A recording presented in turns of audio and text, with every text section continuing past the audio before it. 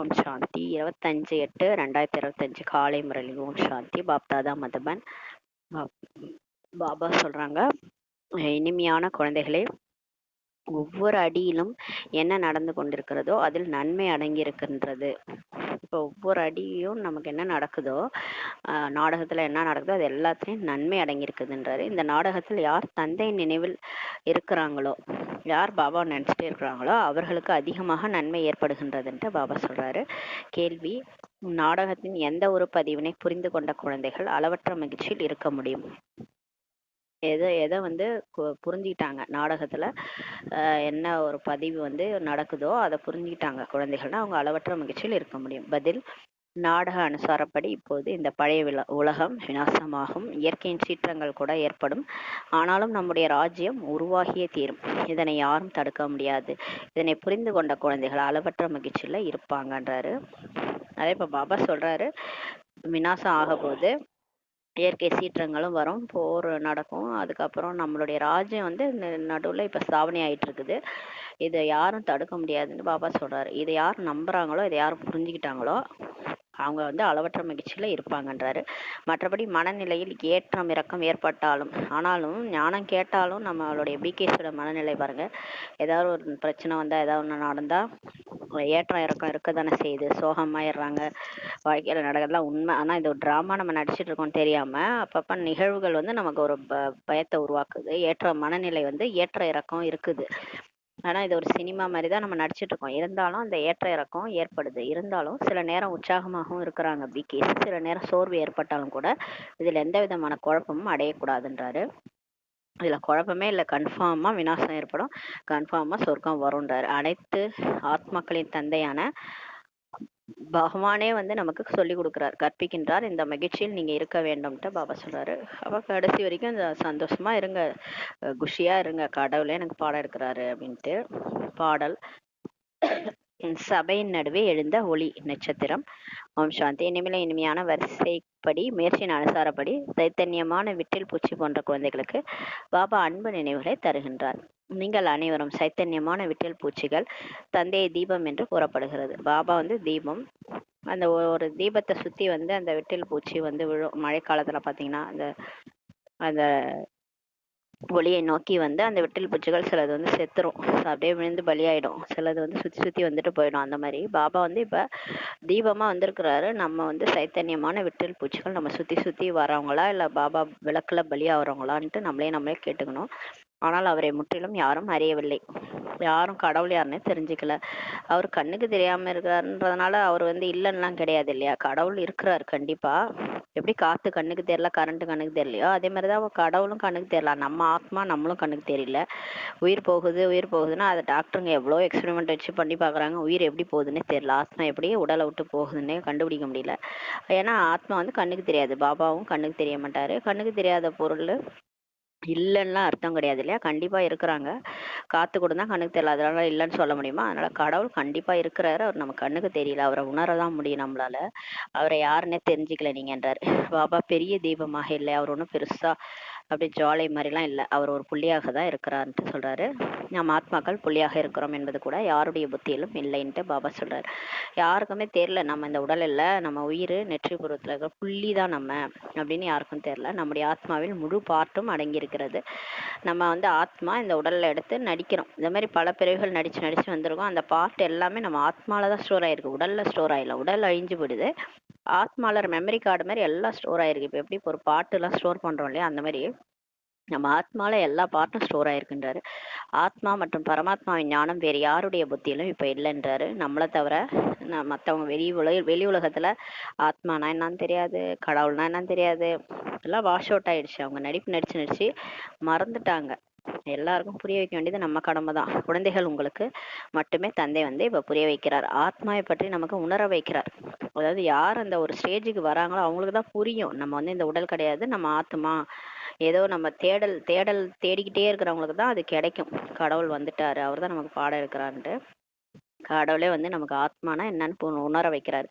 ஆத்மா என்றால் என்ன, பரமாத்மா என்றால் என்ன என்பதை பற்றி இதற்கு முன்னாடி உங்களுக்கு தெரியாது இல்லையா. நம்ம ஏற்கனவே பாபா சொல்றாரு, நம்ம உங்களுக்குலாம் இது தெரியாது. ஏற்கனவே நம்மளும் சாதாரணமா வாழ்ந்துட்டு இருந்தோம். முன்னாடி நமக்கு ஆத்மானா பரமாத்மா நிறைய கேள்விகள் நம்ம மனசுல இருந்தது. எப்போ இங்கே வந்து பிகே ஆனமோ அப்போ தான் நமக்கு எல்லாத்துக்குமே பதில் கிடைச்சது. எனவே தேக அபிமானத்தின் காரணமாக குழந்தைகள் மீதும் பற்றுதலும் இருக்குது, நிறைய விகாரங்களும் இருக்கின்றதுன்றாரு. நமக்கு முன்னாடி இதெல்லாம் தெரியாதனால நம்ம குழந்தைகள் மேலே பற்று வச்சுருந்தோம், விகாரத்துலேயும் இருந்தோம் இல்லையா. காமம், கோபம், பற்று, ஆசை, அகங்காரம் எல்லாமே நமக்கு இருந்தது. பாரதம் விகாரங்கள் என்ற பெயர் கூட இல்லாமல் எவ்வளவு உயர்வாக இருந்தது. ஒரு காலத்தில் இதே பாரத பூமி தங்க குருவி அந்த சொர்க்கமாக இருந்தது. அப்போ விகாரம்னா என்னன்னே தெரியாது அங்கே வாழ்ந்தவங்களுக்கெல்லாம், அந்த மாதிரி இருந்தது. அதுதான் விகாரமற்ற பாரதம். இப்போது விகாரமான பாரதமாக இருக்கின்றதுன்னு பாபா சொல்றாரு. தந்தையை புரிய வைப்பது போன்று வேறு எந்த மனிதர்களும் இப்ப கூற முடியாது. 5000 ஆண்டுகளுக்கு முன்பாக நான் இந்த பாரதத்தை சிவாலயமாக ஆக்கியிருந்தேன்ட்டு பாபா சொல்றாரு. சொல்றாரு பாருங்க, அவர் வந்து 5000 வருஷத்துக்கு முன்னாடி நான் இதே பூமியை தான் சொர்க்கமா மாத்திருந்தேன்றார். நான் தான் சிவாலயத்தை உருவாக்கினேன். அவர் பேரே சிவன்ல. அவர் உருவாக்குனா அந்த ஒரு ஆலயமா தானே உருவாக்குவார் உலகத்தை. கடவுள் நல்லா தான் படைச்சாரு, நம்ம தான் இப்படி ஆக்கிட்டோம். அவர் சொல்றாரு, நான் சிவாலயம் மாதிரி ஒரு உலகத்தை தான் படைச்சிருந்தேன். எவ்வாறு என்பதை இப்போது நீங்க புரிஞ்சுக்கிட்டீங்க. ஒவ்வொரு அடியிலும் நடந்து கொண்டிருப்பதில் நன்மை மட்டுமே இருக்கின்றது என்பதை நீங்கள் புரிந்துள்ளீர்கள். இப்ப நம்ம ஒரு அடியா எடுத்து வைக்கிறோம். ஸ்ரீமத் படி எல்லாமே நம்ம நன்மைக்கு தான் சொல்லி நம்ம புரிஞ்சிட்டோன்றாரு. யார் தந்தையை மிகவும் நல்ல முறையில் நினைவு செய்கின்றார்களோ அவர்கள் தனக்குத்தான் நன்மை செய்யறாங்கன்ட்டு பாபா சொல்றாரு. அதாவது டெய்லியுமே பாபாவை யார் நினைக்கிறாங்களோ அவங்களுக்கு தான் நன்மை ஏற்பட்டுட்டு இருக்கும். அவங்களுக்கு அவங்களே நன்மை செய்யறாங்க. ஒவ்வொரு நாளும் அவர்களுக்கு அதிகமாக நன்மை ஏற்படுதுன்றாரு. இதுதான் கல்யாணக்காரி புருஷோத்தமமாக ஆவதற்கான யுகமாகும். அதாவது இந்த ஒரு லீப் இயர் மாதிரியே லீப் யுகம் நம்ம கொடுத்துக்கிறாரு. அதை போனா போதுன்னு 5000 வருஷத்துக்கு நடுவுல ஒரு 100 வருஷம் நம்ம கொடுக்குறாரு. அதுதான் புருஷோத்தம சங்கம யுகம். இது நமக்கு நன்மை ஏற்படக்கூடிய யுகம்ன்றார். தந்தைக்கு எவ்வளவு மகிமை இருக்கிறது. இப்போது உண்மையான பாகவதத்தின் நிலை நடந்து கொண்டு இருக்கிறதுன்றாரு. நீங்க பாகவதம் படிச்சிருக்கீங்களே, அந்த சாஸ்திரத்துல என்ன எழுதியிருக்கோ அது இப்பதான் நடக்குதுன்றார். துவாபர யுகத்தில் பக்தி ஆரம்பமான பொழுது முதல் வைரத்தால் செய்த லிங்கத்துக்கு பூஜை நடந்ததுன்றாரு. பாருங்க, ஃபர்ஸ்ட் கோயில் கட்டும் போதே பிரம்மா பாபா வந்து விக்ரமாதித்ய மகாராஜாவா அந்த அசோல் வந்து பிறப்பெடுத்தாரு. அவர் தான் வந்து சோம்நாத் லிங்கம் கட்டுறாரு. அந்த சோம்நாத் லிங்கம் வந்து ஃபர்ஸ்ட் எப்படி இருந்ததுன்னா வைரத்தால் ஆன லிங்கம் தான் பூஜை நடந்ததுன்றார். அப்ப எந்த அளவுக்கு பாருங்க, பக்தி மார்க்கத்திலே அவ்வளவு பணக்காரரா இருந்திருக்கிறாங்க ராஜாக்கள். இப்போது உங்களுக்கு நினைவு வந்துருச்சுன்றாரு. அதாவது நாம் பூசாரியாக இருந்த போது கோயில்களை உருவாக்கினோம், வைரங்களால் உருவாக்கி இருந்தோம். ஃபர்ஸ்ட் நம்ம ஹையஸ்டா பாபா, ஏன்னா நம்மள இந்த மாதிரி ஆக்குனவரே யாரு, வைரமா மாத்தினவரே நம்மள கடவுள் தான் மாத்தினார் இல்லையா. அந்த ஞானத்தை சொல்லி நம்மளை தேவதையே ஆக்கினவர், வைரமா மாத்தினவருக்கு வைரத்துல தானே நம்ம லிங்கம் செய்யணும். அதனாலதான் எடுத்த உடனே அவருக்கு துவாபரயுகத்துல இருந்து வைரத்தால லிங்கம் செஞ்சிருக்கிறாங்க. அப்படிப்பட்ட சித்திரங்கள் இப்போது கிடைக்க முடியாதுன்றாரு. ஆனா அந்த சித்திரம் கூட போட்டோ கூட இப்ப கிடைக்காதுன்றாரு. ஏன்னா கொள்ளையடிச்சிட்டு போயிட்டாங்க. இப்போது மனிதர்கள் வெள்ளியால் சிலைகளை உருவாக்கி பூஜை செய்யறாங்க. இப்ப எப்படி இருக்கு பாருங்க, இப்ப உலகத்துல வெள்ளியால தான் சிலையே உருவாக்குறாங்க. அப்போல்லாம் வைரத்தால சிலை உருவாக்குனாங்க ராஜாக்கள். ஆக பூஜாரிகளுக்கும் எவ்வளவு மரியாதை இருக்கிறது பாருங்கள். சிவனுக்கு அனைவரும் பூஜை செய்தாலும் மிகவும் முறைப்படி பூஜை நடப்பதில்லைன்ட்டு பாபா சொல்றாரு. சிவனுக்கு எல்லாரும் பூஜை செஞ்சா கூட இப்ப முறைப்படிலாம் யாரும் செய்யறது இல்லைன்றார். விநாசம் அவசியம் வரும், அதற்கான ஏற்பாடுகளும் இப்ப நடக்கின்றன. மற்றொரு பக்கம் இயற்கையின் சீற்றங்களும் நாடகத்தில் பதிவாகி இருக்கிறது என்பது குழந்தைகள் புரிந்துள்ளனர். நமக்கே தெரியுது இல்லையா, திடீர்னு வெள்ளம் வருது, திடீர்னு அப்படியே ஒரு இடத்துல கொட்டுது மழை, திடீர்னு பாத்தீங்கன்னா சுனாமி வருது. எல்லாமே நடக்கதான் செய்யுது இல்லையா. ஏன்னா இந்த உலகம் வந்து மாறதான் செய்யணும். உலக மாற்ற காரியம் இப்ப நடந்துட்டு இருக்கு. யார் என்ன செய்தாலும் உங்களுடைய ராஜ்யம் நிச்சயமாக உருவாகியே தீரும்ட்டு பாபா சொல்றாரு.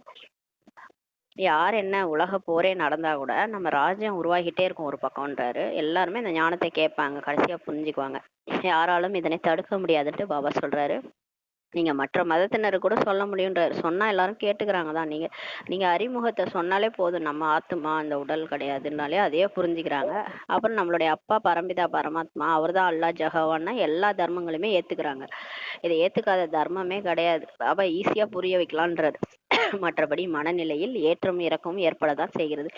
என்னதான் இருந்தாலும் நம்ம ஞானத்தை புரிய வச்சாலும் நம்ம வந்து இப்ப படிச்சுட்டு இருக்கோம் இல்லையா பாபா கிட்ட, ஏதாவது ஒரு பிரச்சனை வருது வாழ்க்கையிலன்னா நம்மளால அதுல ஏற்றம் இறக்கம் வருது, ஏற்படதான் செய்யுது. ஏன்னா அந்த அளவுக்கு ஆத்மால சக்தி இல்லைன்றாரு. இங்கு மிகப்பெரிய வருமானம் கிடைக்குது. சில நேரம் குழந்தைகள் மிகுந்த மகிழ்ச்சியில் நல்ல சிந்தனைகளோட இருக்கிறாங்க, சில நேரம் சோர்ந்துடுறாங்க வாழ்க்கையிலன்றாரு. பிகேஸ்க்கு டெஸ்ட் பேப்பர் வருது இல்லையா, ஒன்னொன்னு வாழ்க்கையில டெஸ்ட் பேப்பர் தான். அதுல சில நேரம் நம்ம பாபா நினைவுல ஜாலியா இருந்தாலும் சில நேரம் டெஸ்ட் பேப்பர்லாம் அந்த மாதிரி இருக்குது, நமக்கு சோர்வை ஏற்படுத்துதுன்றார். யாத்திரையில் ஏற்றம் இறக்கம் ஏற்படுது போன்று இந்த முயற்சியிலும் அவ்வாறு ஏற்படுது. இப்ப நம்ம ஏதாவது ஒரு யாத்திரை போறோம், திருப்பதி போறோம், காசிக்கு போறோம் அப்படின்னா அங்கங்க ஏற்றம் இறக்கம் ஏற்படுது இல்லையா, அந்த மாதிரி இங்கேயும் ஏற்படுதுன்றாரு. சில நேரம் அதிகாலை எழுந்து தந்தையை நினைவு செய்து ஆஹா என்று கூறும் அளவுக்கு மிகவும் மகிழ்ச்சியில இருக்கிறாங்களாம் குழந்தைகள். நல்ல அமிர்த வேலையெல்லாம் சூப்பரா செய்யறாங்க. ஆஹா ஆஹான்னு சொல்றாங்க. ஆஹா என்ன என்ன அதிசயம், பாபா நமக்கு சொல்லி கொடுக்குறாரு என சொல்றாங்க. அனைத்து ஆத்மாக்களின் தந்தை பகவான் நமக்கு படிப்பிக்கின்றார். உலகத்தை சேர்ந்தவர்கள் கிருஷ்ணரை பகவான்ட்டு புரிஞ்சிருக்கிறாங்க. ஆனா கிருஷ்ணரை வந்து நம்ம இந்துக்களின் இந்துக்கள் தான் ஏத்துக்குவாங்க கிருஷ்ணரை கடவுள்ட்டு. மற்ற தர்மத்தினர் எப்படி ஏத்துக்குவாங்க? ஆனா உலகமே ஏத்துக்க கூடியவர் நமக்கு வந்து இப்ப பாடம் எடுத்துட்டு இருக்கிறாரு அப்படின்ட்டு குழந்தைகள் புரிஞ்சிருக்கிறாங்க. முழு உலகத்திலும் கீதைக்கு மிகவும் மரியாதை செய்யறாங்க. ஏனென்றால் பகவான் வாக்கியம் அல்லவா. ஆனாலும் பகவான் என்று யாரை கூற முடியும் என்பது அவங்களுக்கு தெரியலன்றாரு. எவ்வளவு பெரிய அதிகாரத்தில் இருக்கக்கூடிய வித்வான்கள் பண்டிதர்கள் போன்றவர்களும் இறை தந்தையை தான் நினைவு செய்கின்றோம் என்று சொல்றாங்க. ஆனால் அவர் எப்போது வந்தார், என்ன செய்தார் என்பதை மறந்துட்டாங்கன்னு சொல்றாரு. தந்தை அனைத்து விஷயங்களையும் இப்ப நமக்கு புரிய வைக்கிறார். நாடகத்தில் இவை அனைத்தும் பதிவாகி இருக்குதுன்றாரு. இந்த ராவண ராஜ்யம் மீண்டும் ஏற்படும், பிறகு நான் வர வேண்டியதாக இருக்குன்ட்டு பாபா சொல்றார். இது ஒரு டிராமா மாதிரி. இந்த நாடகத்துல எல்லாமே பதிவாயிருக்கு. இது வந்து இப்ப ராவண ராஜ்யம், துவாபரயுகம் கலியுகம்ன்றது மாயாவுடைய ராஜ்யம் இப்ப நடக்குது. திரும்ப நான் வந்து வர வேண்டியது, அடுத்த கல்பமும் இதே தான் நடக்கும். திரும்ப நான் வர வேண்டியதாக இருக்குன்றாரு. உங்களை ராவணன் தான் அறியாமையின் ஆழ்ந்த உறக்கத்தில் தூங்க வச்சுட்டான்ட்டு பாபா சொல்றாரு. இப்ப அந்த மாயா தான் நம்ம புத்தியில நுழைஞ்சி டோட்டலா பாபாவுடைய ஞானத்தை எடுத்துடுச்சு. இப்ப பாபா நமக்கு ஞானத்தை கொடுத்து நம்மளை மாத்திட்டே வர்றாருல. ஆனா நம்ம நடிக்கும் போது சத்தியுக திரேதாயுகத்துல தேவதையா நடிக்கிறோம். அப்புறமா அந்த மாயா வந்து உள்ள நுழையுது. 5 விகாரம் உள்ள நுழையும் போது துவாபரயுகத்துல இருந்து நம்ம சுத்தமா மறந்துடுறோம்னு சொல்லி பாபா சொல்றாரு. தூங்க வச்சிருது மாயா நம்மள. இந்த ஞானத்தை ஒரே ஒரு ஞான கடல் மட்டுமே தான் சொல்ல முடியும். இதன் மூலம் தான் சத்கதி ஏற்படும். ஒரு தந்தை தவிர வேற யாராலும் சத்கதி கொடுக்கவே முடியாதுன்ட்டு பாபா சொல்றாரு. அனைவருக்கும் சத்கதி கொடுக்கும் வள்ளல் ஒருவர் மட்டுமேன்ட்டு பாபா சொல்றாரு. எந்த ஒரு கீதை ஞானத்தை தந்தை சொன்னாரோ அது மறைஞ்சு போச்சு. ஆக இந்த ஞானம் பரம்பரையாக தொடர்ச்சியாகலாம் வர்றதில்லை. அதாவது இப்ப பாபா நமக்கு சொல்றாருல, இந்த ஞானம் வந்து அழிஞ்சிருது. ஏன்னா விநாசம், நடுவுல விநாசம் இருக்குது. அதனால ஃபுல்லாவே எல்லாருமே அழிஞ்சிடுறாங்க. அப்புறம் சத்தியுகத்துல இருந்து பிறப்பெடுக்கும் போது நம்ம மறந்துடுறோம். ஆத்மா ஃப்ரெஷ்ஷா இப்போ வந்து நடிப்பு நடிக்கும் போது போன பிறவில என்ன நடந்ததுன்னே மறந்தது இல்லையா. அந்த மாதிரி இப்போ நம்ம ஞானம் படித்தோம், பாபா வந்தாரு, உலகத்தையே மாத்தினாரு, இது எல்லாமே பரம்பரையா வராது. அது வந்து மறந்து போகுதுன்றார். மற்றபடி குரான் பைபிள் இவை அனைத்தும் தொடர்ச்சியாக வருது, முடிந்து போவதில்லைன்றாரு. இது துவாபரயுகத்திலேருந்து வந்து தர்ம ஸ்தாபனைகள் வந்து ஸ்தாபனை பண்ண தர்மங்கள்ல அதனுடைய புஸ்தகம்லாம் இருக்கு இல்லையா, குரானு பைபிள் இதெல்லாம் வந்து தொடர்ச்சியா வருது.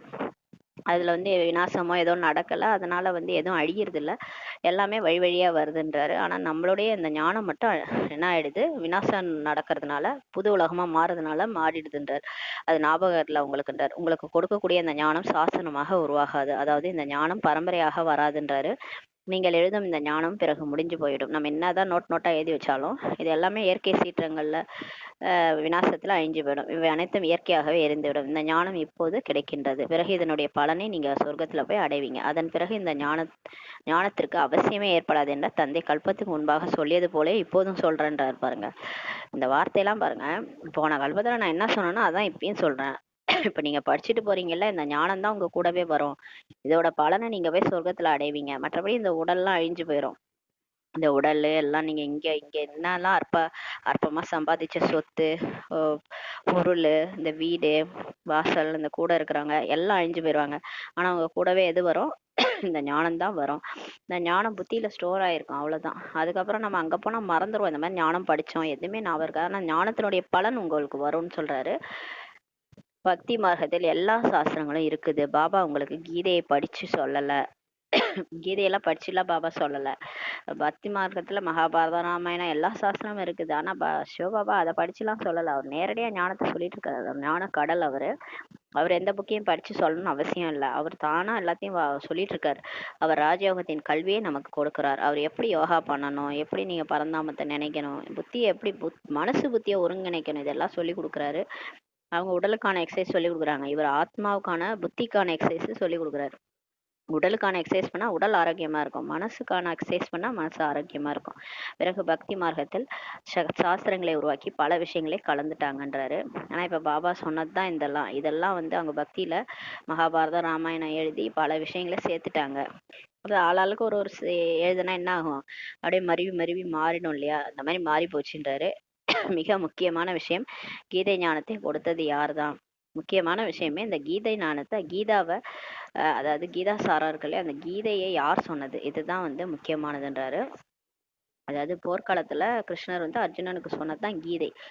அது வந்து ஒரு போர்க்களத்துல போய் கீதையை வந்து எப்படி சொல்ல முடியும், போர் நடந்துட்டு இருக்கும்போது எப்படி சொல்ல முடியும்? அது ஆக்சுவலா ஆத்மா பரமாத்மாவுக்கு சொன்னதுதான் கீதை. ஆத்மா வந்து போர்க்களத்துல இருக்குது, வாழ்க்கையே போர்க்களமா இருக்குது ஆத்மாவுக்கு.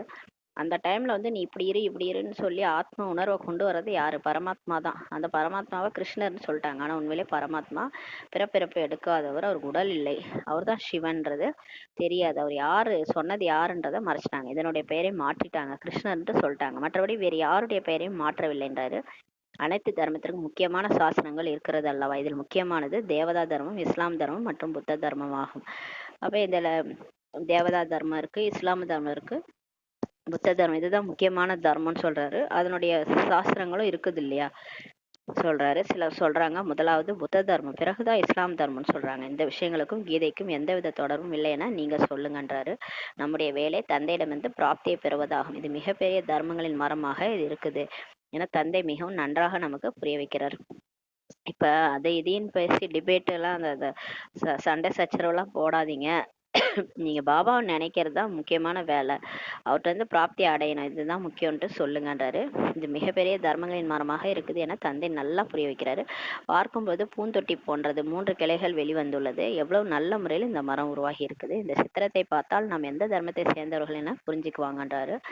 கல்பவிருட்ச மரம், இந்த சிருஷ்டி சக்கரம், இது எல்லாத்தையும் பார்த்தாலே நம்ம எந்த தர்மத்திலேருந்து வந்திருக்கிறோம்னு அவங்களுக்கே தெரியுன்றாரு. நம்முடைய தர்மத்தை உருவாக்கியவர் யார்? தயானந்தர், அரவிந்தர் போன்றவர்களும் வந்துவிட்டு போயிருக்கிறாங்க. அவர்களும் யோகத்தை தான் சொல்லி கொடுக்குறாங்க. அவை அனைத்தும் பக்திக்கு உரியதாகும்ட்டு பாபா சொல்றாரு. ஆனா பாபா சொல்லி கொடுக்குற இந்த ராஜ யோகம் யாரும் கற்பிக்கல, அவங்க உடலுக்கான யோகம் தான், அதெல்லாம் பக்தியில வர்றதுன்னு சொல்றாரு. அதில் ஞானத்தின் பெயர் அடையாளமே எதுவும் இல்லைன்றார். இந்த அரவிந்தர் சொல்லி கொடுத்தது, தயானந்தர் சரஸ்வதி சொன்னது, இதெல்லாம் அந்த யோகத்துல ஞானத்தின் பெயர் அடையாளமே இல்லை. அதாவது ஆத்மான்ற உணர்வு நம்ம ஆத்மானே புரிஞ்சிக்காம இருக்கும். எந்த நீங்க சாஸ்திரமோ எது படிச்சாலும் அதுல எல்லாம் உடல் உணர்வு தான் இருக்கும், ஆத்ம உணர்வே இருக்காது. எவ்வளவு பெரிய பெரிய பட்டங்களை பெறுகின்றன. இதுவும் கூட நாடகத்துல பதிவாயிருக்குது. 5000 ஆண்டுகளுக்கு பிறகு இது மீண்டும் நடக்கும். ஆரம்பத்தில் இருந்து இந்த காலச்சக்கரம் எவ்வாறு சுற்றுது, பிறகு மீண்டும் எப்படி திரும்ப சுழலும் என்பதை நீங்க புரிஞ்சுக்கிட்டீங்கன்றாரு. இப்போதைய நிகழ்காலம் பிறகு கடந்த காலமாகி பிறகு எதிர்காலமாக மாறும்ட்டு பாபா சொல்றாரு. இப்ப நமக்கு வந்து இப்போ என்னெல்லாம் நடந்துட்டு இருக்கோ அது பாஸ்ட் ஆகிடும். இப்போ நாளைக்கே பார்த்தீங்கன்னா நம்ம என்ன சொல்லுவோம், நேத்துன்னு சொல்லுவோம். இப்போ நம்ம படிச்சுட்டு இருக்கிறத நாளைக்கு என்ன சொல்லுவோம், நான் நேற்று படித்தேன் அப்படின்னு சொல்லுவோம். நேற்று நான் முரளி கேட்டேன் அப்படின்னு சொல்லுவோம். அப்போ நாளைக்கு வந்து இன்றைய நாள் வந்து நேற்று ஆகி போயிடுது இல்லையா, பாஸ்ட் ஆகிடுது. அதுமாதிரி பாஸ்ட் ஆகிட்டு பிறகு திரும்பவும் நமக்கு எதிர்காலமாகவும் இதே தான் வரும்ன்றார். அதாவது இன்னைக்கு நடக்கிறது நாளைக்கு திரும்ப நடக்கும்ன்றார் பாபா. திரும்ப திரும்ப ரிப்பீட் ஆகுது, அடுத்த கல்பம் இதே சீன்னு நடக்கும்ன்றாரு. எது கடந்த காலமாகி விட்டதோ அதுவே மீண்டும் எதிர்காலமாக வரும்னு சொல்லி பாபா சொல்றாரு. எதிர்காலமாக ஆகும். அதாவது வாழ்க்கைய ஒரு வட்டம்னுவாங்க, வாழ்க்கைய ஒரு சர்க்கிள் மாதிரி, அது திரும்ப திரும்ப நடக்குது இல்லையா. அதனால இப்ப நடக்கிறது எல்லாம் திரும்ப நடக்கும். இதுதான் சக்கரம்ன்றாரு. இந்த சக்கர வியூகத்துல தான் நம்ம மாட்டிட்டு இருக்கிறோம். இந்த நேரம் உங்களுக்கு ஞானமே கிடைக்குதுன்ட்டு பாபா சொல்றாரு.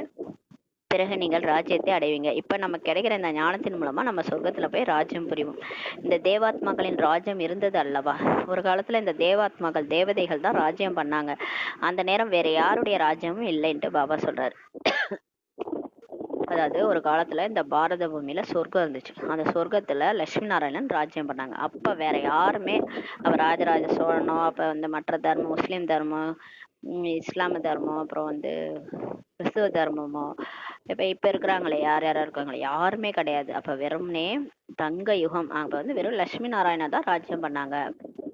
இதனை ஒரு கதையை போல சொல்லுங்க, இது அழகான கதையாக ஆகிவிடும்ட்டு பாபா சொல்றாரு. இதுதான் அந்த சத்யநாராயணன் கதை இல்லையா, அதுதான் நம்ம சொல்ற கதை தான் சத்யநாராயணனுடைய கதை. முன்னொரு காலத்தில், அதாவது 5000 ஆண்டுகளுக்கு முன் இந்த பாரதம் சத்யுகமாக இருந்தது. லாங் லாங் ஸ்லோ லாங் அகோன்னு சொல்லுவாங்களா, அந்த மாதிரி நீங்க சொல்லுங்க. 5000 வருஷத்துக்கு முன்னாடி இந்த பாரத பூமி, இதே பாரத பூமி தான் சொர்க்கமா இருந்துச்சு. இது ஹிஸ்டரி ஜியாகிரபி மாதிரி. ஹிஸ்டரி ஜியாகிரபி எடுத்தோம்னா ஒரு 1000 வருஷத்துக்கு முன்னாடி யார் இருந்தாங்க அப்படின்னு கேட்டா ராஜராஜ சோழன் இருந்தாரு, அவர் இருந்தாரு, இவர் இருந்தாரு, காந்தி இருந்தாரு சொல்றோம் இல்லையா. அந்த மாதிரி 5000 வருஷத்துக்கு முன்னாடி என்ன இருந்தது உலகத்துல அப்படின்னா பாரத பூமி மட்டும்தான் இருந்தது. அப்ப சொர்க்கமா இருந்துச்சு. அப்ப தேவதைகளின் ராஜ்யம் மட்டுமே இருந்ததுன்னு சொல்லுங்க. வேற எந்த தர்மமும் அப்ப இல்லை. அதனை சூரிய வம்ச ராஜ்யம் என்று அழைக்கப்படுகிறது. அதாவது இதெல்லாம் நீங்க மற்ற தர்மத்துக்கு சொன்னா கண்டிப்பா நம்புவாங்க. ஏன்னா அவங்களுக்கு கிறிஸ்துவ தர்மத்துல நெபுநேச்சர் கனவுன்ட்டு ஒண்ணு இருக்கு. அதுல இதே கதை அப்படியே இருக்குது. மேலே வந்து தங்க யுகமாக இருந்தது, அதுக்கப்புறம் வெள்ளி யுகமாக இருந்தது, அந்த ராஜ்யம் நடந்தது. இந்த பேபிலோன்ட்டுன்னு ஒரு கதையே இருக்குது. இவங்க ஆண்டாங்க, இவங்களோட ராஜ்யத்தை அடுத்து அவங்க ஆண்டாங்க, அவங்க ஆண்டாங்கன்ட்டு இந்த கதையெல்லாம் இருக்கு. நீங்கள் இதெல்லாம் சொன்னால் நம்புவாங்க கண்டிப்பாக எல்லாரும். அதனால சூரியவம்ச ராஜ்யம் என்று அழைக்கப்படுகிறது. ஃபர்ஸ்ட் முதல் இந்த உலகத்துல சொர்க்கம் இருந்துச்சு.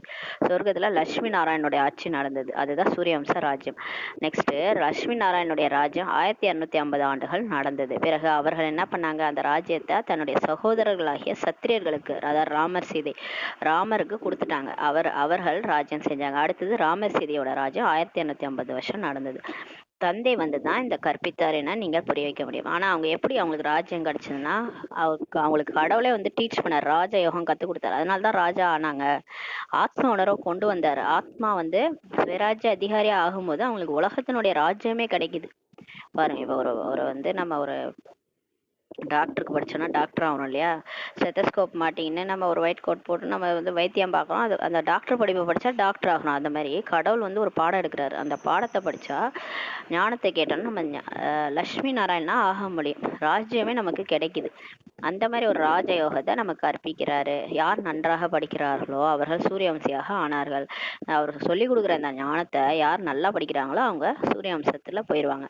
யார் படிப்புல ஃபெயில் ஆயிடுறாங்களோ, அதாவது பாபாவே நம்ப மாட்டாங்க, அந்த முரளியே கேட்க மாட்டாங்க. இந்த முரளி கேட்டா அவங்க வந்து ஏதோ சொல்றாங்க அப்படின்னு கேட்டுட்டு இருப்பாங்க. அந்த மாதிரி கேட்காம பாஸ் ஆகாம ஃபெயில் ஆகுறவங்க இருக்காங்க பாருங்க, அவங்க வந்து திரேதாயுகத்துல தான் வருவாங்க. அவங்களுக்கு புரியாது, முரளியே புரியாது. அவங்க திரேதாயுகத்துல வருவாங்க. ஃபெயில் ஆகுறவங்க திரேதாயுகம், பாஸ் ஆகுறவங்க சூரியவம்சத்துல வருவாங்க, சொர்க்கத்துல வருவாங்க. ஃபெயில் ஆகுறவங்க வெள்ளி யுகத்துல வருவாங்க. அவங்களுக்கு சந்திரவம்சி எந்த பட்டம் கொடுக்கப்படுகிறதுன்னு பாபா சொல்றாரு. மற்றபடி சண்டை போடுவதற்கான விஷயம்லாம் இங்க இல்லை. அதாவது சண்டை போட்டு ராஜ்யத்தை நம்ம அபகரிக்கல. இப்ப லட்சுமி நாராயணன் தாங்க, லட்சுமி நாராயணன் கூட ராமர் சீதை போய் சண்டை போட்டாங்க, சண்டை போட்டு அந்த ராஜ்யத்தை புடிச்சாங்க, அப்படிலாம் கிடையாது. அப்படியே அந்த நீங்க வந்து அந்த சீரியல்லாம் பார்த்துருப்பீங்க. அதாவது ராஜா வந்து இளவரசர் அவங்க அவங்க பிள்ளைக்கே வந்து என்ன பண்ணுவாங்க, முடிசூட்டுவாங்க. முடிசூட்டும் போது அது ஒரு விழாவா கொண்டாடுவாங்க. சண்டைலாம் போட மாட்டாங்க. அதாவது என் பிள்ளைக்கு இந்த ராஜ்யத்தை நான் கொடுக்குறேன், இந்த இடத்த இனிமே என் பிள்ளை வந்து ராஜா ஆள்வான். அந்த மாதிரி தான் லட்சுமி நாராயணன் அவங்க வந்து அடுத்து இவங்க சந்திரவம்சம், இவங்க தான் ராஜ்யத்தை எடுத்துக்கிறாங்க. அடுத்து இவங்க வெள்ளி யுகமா மாறுது, இவங்க தான் ராஜ்யம் பண்ணுவாங்கன்ட்டு கொடுத்தாங்க, அவங்க சகோதரருக்கு கொடுத்தாங்க. அந்த மாதிரிதான் ராஜ்யம் வந்து சண்டை போட்டெல்லாம் ராஜ்யம் வரல அப்படின்னு சொல்றாரு. ஆனா இங்க நம்ம கற்கிற ஞானத்துல யார் பாஸ் ஆகிறோமோ அங்க போய் ஃபர்ஸ்ட்ல நம்ம பிறக்கிறோம். சொர்க்கத்துல ஃபர்ஸ்ட்ல பிறந்து ராஜ்யம் பண்ணுவோம். யார் ஃபெயில் ஆகுறோமோ, அதாவது சுயராஜ்ய அதிகாரியா ஆகாம இந்த ஐம்புலனுக்கும் அடிமையாகி கிடக்குறோம்னா நம்ம ஃபெயில் ஆயிட்டோம்னு அர்த்தம். ஐம்புலனையும் வென்று, காமத்தை வென்று, கோபத்தை வென்று, 5 விகாரங்களையும் வென்று, உடலையும் வென்று, நம்ம மாயை வென்று, உலகையே வெல்லும் போதுதான் நம்ம சூரிய வம்ச ராஜ்யத்துக்கு போக முடியும். ஃபெயில் ஆயிட்டோம்னு வச்சுக்கோங்களேன், கடைசியா பாபா ஞானத்தை கேட்டுட்டு மரணம் வருது. மரணம் வரும்போது பாபா நினைவில்லாம ஒரு பானிபூரியை நினைச்சிட்டு செத்துட்டோம்னு நினைச்சுக்கோங்களேன், ஃபெயில் ஆயிட்டோம்னு அர்த்தம். அதாவது பானிபூரி மேலேயே நமக்கு புத்தி போயிருக்குது. பாபாவை நினைக்காம பானிபூரியே நினைச்சிட்டு சாகுறாங்க. சாகும் போது எனக்கு பானிபூரி சாப்பிடணும் போல ஆசை வந்துருச்சுன்னா நம்ம ஆசைக்கு அடிமை ஆயிட்டோம் இல்லையா? ஐம்புலனுக்கு நம்ம வந்து நாக்குக்கு அடிமையாயிட்டோம். அப்ப வந்து பிரஜை ஆயிடுவோம். அப்ப பிரஜையா நீங்க வேற ஆயிடுவீங்க. நீங்க வந்து சூரிய வம்சத்துல வர்ற அளவுக்கு தகுதி வரலன்னா அப்ப சந்திரவம்சி தான் நீங்க ஆவீங்க, ஃபெயில் ஆயிட்டீங்கன்னா. அதான் சொல்றாரு. இப்ப நீங்க சுயராஜ்ய அதிகாரியா இருந்து எல்லாத்தையும் வெல்லணும். வென்றாதான், உலகை வென்ற மாயை வென்ற ஆத்மா ஆனாதான் நீங்க சூரிய வம்சத்துக்கு போக முடியும். இதுல சண்டை எல்லாம் கிடையாதுன்றாரு. சண்டை போட்டுலாம் நம்ம ஜெயிக்கல. நம்ம சண்டை போடுறதே மாயா கூட, இந்த ஐம்புலன்கள் கூட தான். குழந்தைகளை என்னை நினைவு செய்வதன் மூலம் உங்களுடைய பாவங்கள் அழிந்துவிடும் பாபா சொல்றாரு. நீங்கள் பாவங்களின் மீது வெற்றி பெற வேண்டும். இப்ப நீங்க பாவத்தை மேலதான் வெற்றி அடையணும். அதாவது நம்ம திரும்ப திரும்ப தப்பு பண்ணிட்டே இருக்கோம் இல்லையா? அதான் நம்மளோட சம்ஸ்காரமே என்ன, அதெல்லாம் கோபப்படுறது, அடுத்தவங்களை திட்டுறது, நிந்தனை செய்யறது, பின்னாடி பேசுறது, முன்னாடி பேசுறது, இதெல்லாம் பாத்தீங்கன்னா பாவ கர்மம். இந்த பாவ கர்மங்களை நம்ம பண்ணினே தான் இருக்கிறோம். பாபா குழந்தை ஆகியும் நம்ம பண்ணோம்னா அதை வெற்றி அடையலன்னு அர்த்தம்ன்றாரு.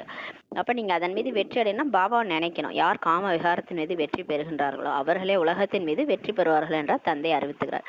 காம விகாரம் மொட்டையா கிடையாது. காம விகாரம் பாபா சொல்லிட்டாரு, முழு உடல் உணர்வு. உடல் உணர்வை நீங்க நீக்கினாதான் அது காம விகாரத்தின் மீது வெற்றி அடையிறது. காம விகாரம்னா சாதாரணமா நினைச்ச கூடாது, அதுதான் பெரிய விகாரமே. தேக உணர்வுன்றது காம விகாரம். கண்ணாடியில போய் நம்ம ஃபேஸ பார்த்தாலே அதுவே காம விகாரம் தான் பாபா சொல்லிட்டாரு. நான் நல்லா இருக்கேனா, நான் அழகா இருக்கேனா, இப்படி பார்த்தாலே அதுவே காம விகாரம்னு சொல்லிட்டாரு பாபா. அதனால அதெல்லாம் நீங்க வெல்லணும். நீங்க அந்த உடல் உணர்வே நீங்க விட்டு அசரீரி நிலை ஆத்ம உணர்வுல வந்தாதான் அது முற்றிலுமாக காமத்தை வென்ற ஆத்மான்றதுக்கு பொருள். அதனால பாபா சொல்ற, நான் ஆத்மா இந்த உடல் அல்ல அப்படின்றது தான் அந்த காம விகாரத்தின் மீது நம்ம வெற்றி அடைஞ்சிட்டோம்னு அர்த்தம். அந்த உணர்வு நமக்கு எப்போ வருதோ அப்பதான் நம்ம வெற்றி அடைகிறோம், அப்பதான் உலகையே நம்மளால வெல்ல முடியும்ட்டாரு. அரை கல்பத்திற்கு பிறகு கீழே இறங்கும் மார்க்கம் வருகின்றது, அதற்கான சித்திரங்களும் இருக்கின்றதுன்ட்டு பாபா சொல்றாரு. அதுக்கப்புறம் பாருங்க, நம்ம வெற்றி அடைஞ்சு அங்க போய் ராஜ்யம் பண்றோம். அப்புறம் 2500 வருஷத்துக்கு அப்புறம் நம்ம கீழே இறங்கும் மார்க்கம் வருது, அதற்கான சித்திரம் கூட இருக்குது. அதாவது நம்ம இறங்கிட்டோம் அப்படின்றதுக்காக அந்த தேவதைகள் கூட தப்பு பண்றாங்கன்ற மாதிரி அந்த கோயில்ல எல்லாம் சித்திரங்கள் வந்து வடிக்கப்பட்டிருக்குது. ஜெகநாத்புரி கோயில்ல அந்த மாதிரிலாம் இருக்குது. தோற்றத்தை தேவாத்மாவின் ரூபத்திலும் உருவாக்கியிருக்கிறாங்க. ராமராஜ்யமும் ராவணராஜ்யமும் பாதி பாதி காலங்களில் நடக்கிறதுன்னு சொல்றாரு. 1250 வருஷம், அதாவது 2500 வருஷம் ராமராஜ்யம், 2500 வருஷம் ராவணராஜ்யம், மாயாவுடைய ராஜ்யம் நடக்குதுன்றாரு. ஆட்டோமேட்டிக்கா அந்த 5 விகாரத்துல மாட்டிக்கிட்டு நம்ம என்னவாயிரோம், தேவதைகள் தான் இறங்கி இறங்கி வந்துடுறோம். நம்ம ஹையஸ்ட் பர்த் தேவதை, அதுக்கப்புறம் நம்ம லோயஸ்ட் பர்த் மனுஷன், அவ்வளவுதான். நம்ம குரங்காலாம் பிறக்கறது இல்லை, மற்ற உயிரினங்களெல்லாம் நம்ம பிறக்கறது இல்லை. நம்ம தேவதையா இருந்தவங்க தான் இப்படி ஆயிட்டோம். மனிதன் என்பவன் தேவன் ஆகலான்ட்டு பாட்டு கொடுக்கலையே, அந்த மாதிரி. பிறகு என்ன நடந்தது என கேள்விகளை எழுப்பி இதனை கதை போன்று உருவாக்க வேண்டும்ன்றாரு. இப்ப நீங்க இதெல்லாம் சொல்லி கதை மாதிரி சொல்லுங்க, இதுதான் சத்யநாராயணன் கதையாகும்ட்டு சொல்லுங்கன்றாரு. சத்தியமானவர் ஒரு தந்தை மட்டுமே, அவரே இந்த நேரம் வந்து முழு உலகத்தின் 3 கால ஞானத்தை தருகின்றார், இதனை வேற யாரும் தர முடியாதுன்ட்டு பாபா சொல்றார். இப்ப இந்த கதையெல்லாம் யார் சொல்றது? இதை வந்து இந்த உலகத்துல நம்ம தான் நடிச்சோம், ஆனா நடிக்காதவர் வந்து இதை சொல்லிட்டு இருக்கிறாரு பாருங்க. சத்தியமானவர் சிவன்ட்டு சொல்லுவோம் இல்லையா, அவர் பொய்யே பேச மாட்டார்ல, உண்மையானவர் தானே, கடவுள் தானே உண்மையானவர். இந்த உலகமே பொய், இந்த உடலும் பொய், காயமே இது பொய்யடா, இது வெறும் காற்றடைத்த பையடான்னு பாடியிருக்காங்கல்ல. இந்த உடல் உணர்வுன்றது பொய், உண்மைன்றது ஆத்மா தான். ஆத்மா உண்மை வந்து ஒளிஞ்சிருக்குது, இந்த உடலுக்குள்ளார ஒளிஞ்சிருக்கிறது ஆத்மா. ஆத்மா தான் உண்மையானது. அந்த ஆத்மாவுடைய அப்பா தான் சத்தியமானவர் சிவன், அவர் தான் சிவன். சத்தியம் ஒண்ணுதான் உலகத்துல, அது வந்து கடவுள் மட்டும்தான். அவரே வந்து இந்த ஞானத்தை சொல்றாருன்னா உண்மையா தானே இருக்கும். இதை நம்பணுமா இல்லையா? இதை நம்புறதே கிடையாது யாரும். அவரே இந்த நேரம் வந்து முழு உலகத்தின் 3 கால ஞானத்தை கொடுக்குறாரு, இதனை வேற யாருமே தர முடியாதுன்ட்டு பாபா சொல்றாரு. மனிதர்கள் தந்தை அறியாம இருக்கிறாங்க, எந்த நாடகத்தில் நடித்து கொண்டிருக்கிறார்களோ அதனுடைய படைப்பவர் டைரக்டரை பற்றி தெரியாம இருக்கிறாங்கன்றாரு. இதுல என்ன ஒரு ஹைலைட்னு பார்த்தீங்கன்னா, நம்ம வாழற வாழ்க்கை தான் உண்மை, இதுதான் உண்மைன்னு நினைச்சிட்டு வாழ்ந்துட்டு இருக்கிறோம். செத்து போனாதான் தெரியும், இந்த உடலை விட்டு போகும்போது தான் தெரியும் நம்ம சும்மா நடிச்சிட்டு இருந்தோம்ட்டு. ஆக்சுவலா இது ஒரு டிராமா, இங்க நம்ம நடிச்சிட்டு இருந்தோம். ஆனா இந்த டிராமால நம்ம ரோல், இந்த ஆத்மான்றது நம்ம வந்து நடிக்கிறோம், ஒரு உடல் எடுத்து நடிக்கிறோம். நம்மளுடைய அப்பா தான் கடவுள், அதை பத்தி கூட தெரியாம இருக்கிறாங்கன்றாரு. எங்க நீங்க நடிச்சிட்டு இருக்கீங்களோ அந்த டிராமா பத்தியும் தெரிஞ்சுக்கல, அதை யார் உருவாக்குனாங்க இதையும் தெரிஞ்சுக்கலன்றாரு. பிறகு மற்றவர்கள் எப்படி புரிஞ்சுக்குவாங்கன்றாரு. நாடக அனுசாரப்படி இவையெல்லாம் மீண்டும் நடக்கத்தான் செய்யும் என்று தந்தை சொல்றாரு. இது அந்த மாதிரி டிராமா, ஒரு சிவனின் திருவிளையாடல்னு வாங்கல, அந்த மாதிரி நம்மளே நடிக்கிறோம், நம்மளே மறந்து போயிட்டோன்றாரு. தந்தை வந்து மீண்டும் குழந்தைகளுக்கு கல்வியை கற்றுக் கொடுப்பார், இங்க வேற யாரும் வர முடியாதுன்றாரு. அதாவது இந்த சென்டருக்கு வேற யாரும் வரமாட்டாங்க, நம்ம தான் வரோம், நமக்கு தான் பாபா பாடம் சொல்லி கொடுப்பார். நான் குழந்தைகளுக்கு மட்டுமே கற்பிக்கின்றேன், புதியவர்களை இங்க அமர்த்த முடியாதுன்றாரு. புதுசா வரவங்களாம் மதுபனுக்கு கூட்டு வர முடியாது. இந்திரபிரஸ்தம் பற்றிய கதையும் இருக்கிறது அல்லவா. நீலாம்பரி, காதாம்பரி என்ற பெயரும் இருக்கின்றது. குழந்தைகளில் கூட சிலர் வைரம் போல இருக்கிறாங்க. ரமேஷ் குழந்தையை பாருங்க, அவர் கண்காட்சிக்கான சித்திரத்தை மிகவும் சிந்தனை செய்து உருவாக்கினாரு. இப்ப கண்காட்சியில 7 நாள் கோர்ஸுக்கான படம் இருக்கு இல்லையா, அதெல்லாம் வரைஞ்சது ரமேஷ் பிரதராம். பாருங்க, அவர் எவ்வளவு பெரிய வேலை பண்ணியிருக்கிறாரு. இன்னைக்கு அவரோட படத்தை வச்சுதானே நம்ம எக்ஸ்பிளைன் பண்றோம். அதனால அவர் மாதிரி அவர் வைரம் மாதிரி இருக்கிறாருன்ட்டு பாபாவே சொல்றாரு பாருங்க. ஆக இந்த வைரம் போன்ற காரியம் அல்லவான்ட்டு பாபாவே சொல்றாரு. இந்த மாதிரி புகழணும், பாபா வந்து நம்மளை புகழற அளவுக்கு நம்ம ஏதாவது செய்யணும். பாபாவே புகழற அளவுக்கு ரமேஷ் பிரதர் செஞ்சுட்டு போயிருக்காரு. சிலர் எப்படி எல்லாம் இருக்கிறாங்க, எதையுமே புரியாம இருக்கிறாங்கன்றாரு. சரி, அந்த அந்த படத்தை எழுதி அதெல்லாம் நமக்கு அதை செஞ்சு அதை புரிய வைக்கிறதுக்கு அவர் கொடுத்துட்டு போயிருக்காரு. அதை எக்ஸ்பிளைன் பண்ண கூட தெரியாம நம்ம இருக்கிறோம். அதான் பாபா சொல்ற, சிலர் அந்த மாதிரி இருக்கிறாங்க, எதுவுமே புரிஞ்சுக்காம இருக்கிறாங்க. ராஜ்யம் உருவாகி கொண்டிருக்கிறது என்பதையும் அறிந்துள்ளீர்கள். அந்த ராஜ்யத்தில் ராஜா ராணி உட்பட எல்லாருமே தேவைதானே. அதனால சிலர் எப்படி இருப்பாங்க, சிலர் அப்படி இருப்பாங்க. நாம் பிராமண குழந்தைகள் ஸ்ரீமத் படி நடந்து படித்து உலகத்துக்கே அதிபதியாக ஆகிறோம். ஆகவே எவ்வளவு மகிழ்ச்சி நமக்குள்ளார இருக்கணும்ன்றாரு. இந்த மரண உலகம் முடியத்தான் வேண்டும், நான் அடுத்தபடியாக குழந்தையாக ஆக போகிறேன் என இந்த பிரம்மா பாபா கூட அறிஞ்சிருக்கிறாரு. பிரம்மா பாபாவுக்கு வயசாயிடுச்சு, அவருக்குள்ளார சிவபாபா வந்து நுழைஞ்சு இவ்வளவு ஞானத்தையும் கொடுக்குறாரு. என்ன எவ்வளவு காலம் வாழ போறோம், இன்னும் கொஞ்ச காலம் தான், அதுக்குள்ள சேவையை பண்ணுவோன்ட்டு சேவையை பண்ணாரு. எப்படி இருந்தாலும் அந்த உடலை விட்டு நம்ம போக போறோம். ஒரு ஃபரிஸ்தாவா, அவ்வியக்த ஃபரிஸ்தாவாகி அந்த உடலை விட்டு போயிட்டாரு. அடுத்த பிறவி நான் குழந்தையா பிறக்க போறேன்னு அவர் புரிஞ்சுக்கிட்டாரு. அதனால அவர் எல்லாத்தையும் விட்டுட்டார். அந்த குழந்தை பருவத்திற்கான விஷயங்கள் இப்போதே பாபாவின் கண்முன் தென்படுகிறதுன்றாரு. அவர் கிருஷ்ணரோட காட்சி கிடைக்குது, நான் அந்த மாதிரி ஆக போறேன், இதன் மூலம் நடைமுறை பழக்கங்களே மாறிடுது இல்லையா. நான் அடுத்த பிறவில இப்படித்தான் இருக்க போறேன்னா அப்ப இந்த பிறவிலே என்னுடைய மாற்றம் ஏற்படுது இல்லையா. என்னுடைய நடை உடை பாவனை எல்லாம் மாறுது. நான் தேவதையா ஆக போறேன்னா என் சம்ஸ்காரம் இங்கேயே அந்த மாதிரி மாறணும்ன்றாரு. இதே போன்று அங்கு வயோதிக நிலை அடைந்த பிறகு இந்த வானப்பிரஸ்தமான உடலை விட்டுவிட்டு நான் குழந்தை பருவத்துக்கு சென்று விடுவோம் என அங்க புரிஞ்சிருப்பாங்க சொர்க்கத்துல. இப்ப பாருங்க, ஐயோ ஐயோன்னு அழுவாங்க. ஒரு ஆயா செத்து போச்சு, தாத்தா செத்து போச்சுன்னா தார தப்பட்டையெல்லாம் வச்சுட்டு அடிப்பாங்க. அந்த ஆயா போச்சுன்னா அந்த ஆயாவை போக விடாம அழுவாங்க, ஐயா ஐயா போயிட்டியே அப்படின்ட்டு. போயிட்டியா ஐயா, எப்ப ஐயா உன்னை பாக்குறது அப்படின்ட்டு அழுவாங்க. ஆனா அங்க சொர்க்கத்துல பாத்தீங்கன்னா அழமாட்டாங்க யாருமே. நான் எனக்கு வயசாயிடுச்சு, இந்த உடலை விட்டுட்டு அடுத்த பிறவி எடுக்க போறேன், அடுத்து ஒரு குழந்தை உடல்ல போயிட்டு நான் பிறவி எடுக்க போறேன்னு புரிஞ்சிருப்பாங்க. அதனால அவங்களும் அழமாட்டாங்க, சொல்லிட்டு தான் போவாங்க. மற்றவங்களும் புரிஞ்சுக்குவாங்க இவங்க இந்த உடலை விட்டுட்டு அடுத்த உடல் போக போறாங்கன்ட்டு. அதனால அங்க அழுகையே கிடையாது. குழந்தை பருவம் என்பது சதோ பிரதானமான நிலையாகும். அதாவது சின்ன வயசுல பாத்தீங்கன்னா இந்த குழந்தைகள்லாம் பாருங்களேன், அப்படியே கள்ளங்கபடம் இல்லாம இருக்கும். நீங்க அடிச்சா கூட அதுங்க வந்து உங்கள்ட்டே தான் வரும். பெருசா ஆன பிறகு பாருங்களேன், யாராவது ஏதாவது ஒரு வார்த்தை சொல்லிட்டா திரும்பி கூட பார்க்க மாட்டோம்.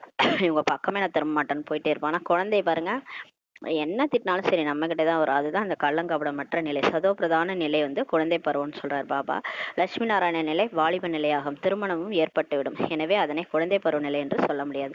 கல்யாணம் ஆன பிறகு அது குழந்தை பருவம் கிடையாது, அது வாலிப பருவம். வாலிப நிலையை ரஜோ என்றும் வயசான நிலையை தமோ என்றும் சொல்லப்படுகிறதுன்றார். எனவே கிருஷ்ணர் மீது அனைவருக்கும் அதிகமாக அன்பு இருக்கு. ஏன் குழந்தைகளை எல்லாரும் விரும்புறாங்கன்னு இப்ப புரியுதா. ஏன்னா அவங்க எல்லாம் தூய்மையா இருக்கிறாங்க, சதோ பிரதானமா இருக்கிறாங்க, அவங்களுக்குள்ள கள்ளங்கபடம் இல்லாம இருக்கிறாங்க, அவங்களுக்குள்ளார அந்த 5 விகாரமே கிடையாது.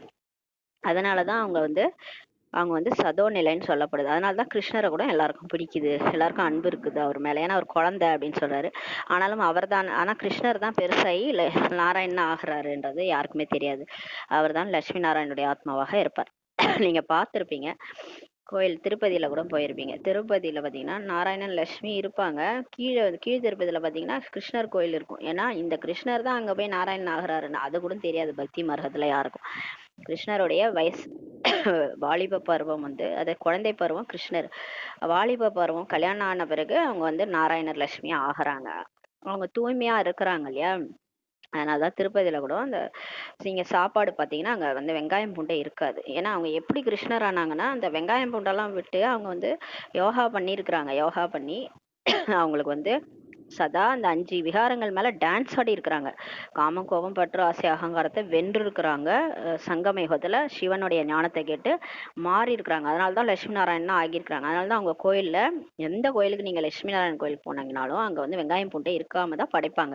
வெங்காயம் பூண்டு போடாத சமையலை தான் அவங்க படைப்பாங்க. ஏன்னா அவங்க வந்து அந்த அளவுக்கு மாறி இருக்கிறாங்க. சங்கம யுகத்துல ஃபுல் ஸ்ரீமத் ஃபாலோ பண்ணி தான் லட்சுமி நாராயணனா மாறி இருக்கிறாங்க. அதனாலதான் அவங்களுக்கு அவங்க கோயில்லே பாருங்க அந்த வெங்காயம் பூண்டு போடாத சமையலை தான் படைப்பாங்க. ஏன்னா ஃபுல் ஸ்ரீமத்து கடவுளுடைய ஸ்ரீமத்தை அவங்க ஃபாலோ பண்ணியிருக்காங்க. அதனால தான் லட்சுமி நாராயணன் ஆகியிருக்கிறாங்க. ஆனாலும் மனிதர்களுக்கு இந்த விஷயம்லாம் தெரியாதுன்னு பாபா சொல்றாரு. கிருஷ்ணரை துவாபர யுகத்திலும் லட்சுமி நாராயணனை எங்க காமிச்சிட்டாங்க, துவாபர யுக சத்தியுகத்துல கொண்டு வந்துட்டாங்க. ஆனா அந்த சாஸ்திரத்துல எப்படி தெரியுமா எழுதிட்டாங்க, கிருஷ்ணரை வந்து துவாபர யுகத்துல தான் வந்தார், அப்பதான் மகாபாரதம் நடந்துச்சு அப்படிலாம் கதை எழுதிட்டாங்க. அதனாலதான் குழம்பிட்டாங்க நிறைய பேரு. ஆனா வந்து லட்சுமி நாராயணன் எங்க தெரியுமா காமிச்சிருக்காங்க, அவங்க சொர்க்கத்துல காமிச்சிருக்காங்க. லட்சுமி நாராயணன் சொர்க்கத்துல, அது வானத்துல இருந்தாங்கன்னு காமிச்சிருக்காங்க. வானத்துல ஒண்ணுமே கிடையாது, பூமியே வானத்துல தான் தொங்கிட்டு இருக்குது. இந்த 9 பிளானட்டும் இந்த சோலார் சிஸ்டம்னு ஒண்ணு இருக்குது, மேலதான் தொங்கிட்டு இருக்குது. அந்த இடத்துலதான் பூமியே தொங்கிட்டு இருக்குது. பூமிக்கு மேல ஒரு வானம் எல்லாம் கிடையாது, அங்க எந்த உலகமும் கிடையாது. அங்க எல்லாம் லட்சுமி நாராயணன் பாம்பு மேல எல்லாம் படுத்துட்டு இல்ல. அதெல்லாம் பக்தி மார்க்கத்துல உடான்ஸ் விட்டுருக்குறாங்க. இப்படிலாம் ஒண்ணுமே கிடையாது. எல்லாமே பூமியில தான் நடிக்கிறோம் நம்ம. நாடகம் நடக்கிறதே பூமியில தான். பூமி தான் ஒரு நாடக மேடை, உலகமே ஒரு நாடக மேடை, நாம் எல்லாம் நடிகர்கள்னு ஷேக்ஸ்பியர் சொல்லியிருக்கிறாரு. இங்கதான் நாடகம் நடக்குது, அந்த நாடகத்துல நம்ம நடிக்கிறோம். அது ஃபர்ஸ்ட் பூமி வந்து சொர்க்கமா இருந்துச்சு, இதே பூமி தான் சொர்க்கமா இருந்துச்சு, இதே பூமி தான் இப்ப நரகமாயிடுச்சு. மற்றபடி நடிப்பு தான் மாறிட்டு இருக்குது. நீங்கள் இப்போது தேவதைகளாக ஆவதற்கான முயற்சி செய்றீங்க. இப்ப நம்ம அடுத்த பிரிவுல போய் சொர்க்கமா, இப்ப சொர்க்கம் வரப்போகுது, பூமி வந்து சொர்க்கமா மாறப்போகுது. சொர்க்கத்துல போய் தேவதையா பிறக்கணும் இல்லையா, அதுக்காக இப்ப நம்ம படிச்சுட்டு இருக்கிறோம்ட்டு பாபா சொல்றாரு. குமாரிகள் மிகவும் தைரியமாக இருக்க வேண்டும் என்று தந்தை சொல்றாரு. சத்தியமானவர் சிவன் அவர் சொல்ற ஞானத்தை சொல்றதுக்கு நம்ம ஏன் பயப்படணும். நானே கடவுள்னு சொல்லிட்டு திரியிறாங்க வெளியில நிறைய பேர். நம்ம வந்து நாமே கடவுள்னு சொல்லலை, கடவுள் யாருன்றதான் நம்ம சொல்ல போறோம் இல்லையா. அதுக்கு ஏன் பயப்படணும்? பயப்படாதீங்க, தைரியமா சொல்லுங்கன்றாரு. அதர்குமாரி, பாலகுமாரி, மேலும் தில்வாடா போன்ற கோயில்கள் உங்களுடைய சரியான நினைவு சின்னமாகுன்றாரு. அதாவது அது பண்ணல, மேல கோயில் இருக்குது, அங்க வந்து அதர்குமாரின்றது கல்யாணமானவங்க பிகே ஆயிருக்கிறவங்க அதர்குமாரி. குமாரின்றவங்க பாலகுமாரின்றவங்க கன்னியாகுமரி, அதாவது கல்யாணம் ஆகாத பிகே ஆயிருக்கிறவங்க கன்னியாகுமரி. இவங்களுடைய கோயில் எல்லாம் மதுபனில் இருக்குது. அதாவது பாபா ஞானத்தை கேட்டு அதை உலகம் ஃபுல்லாக பரப்பினவங்க.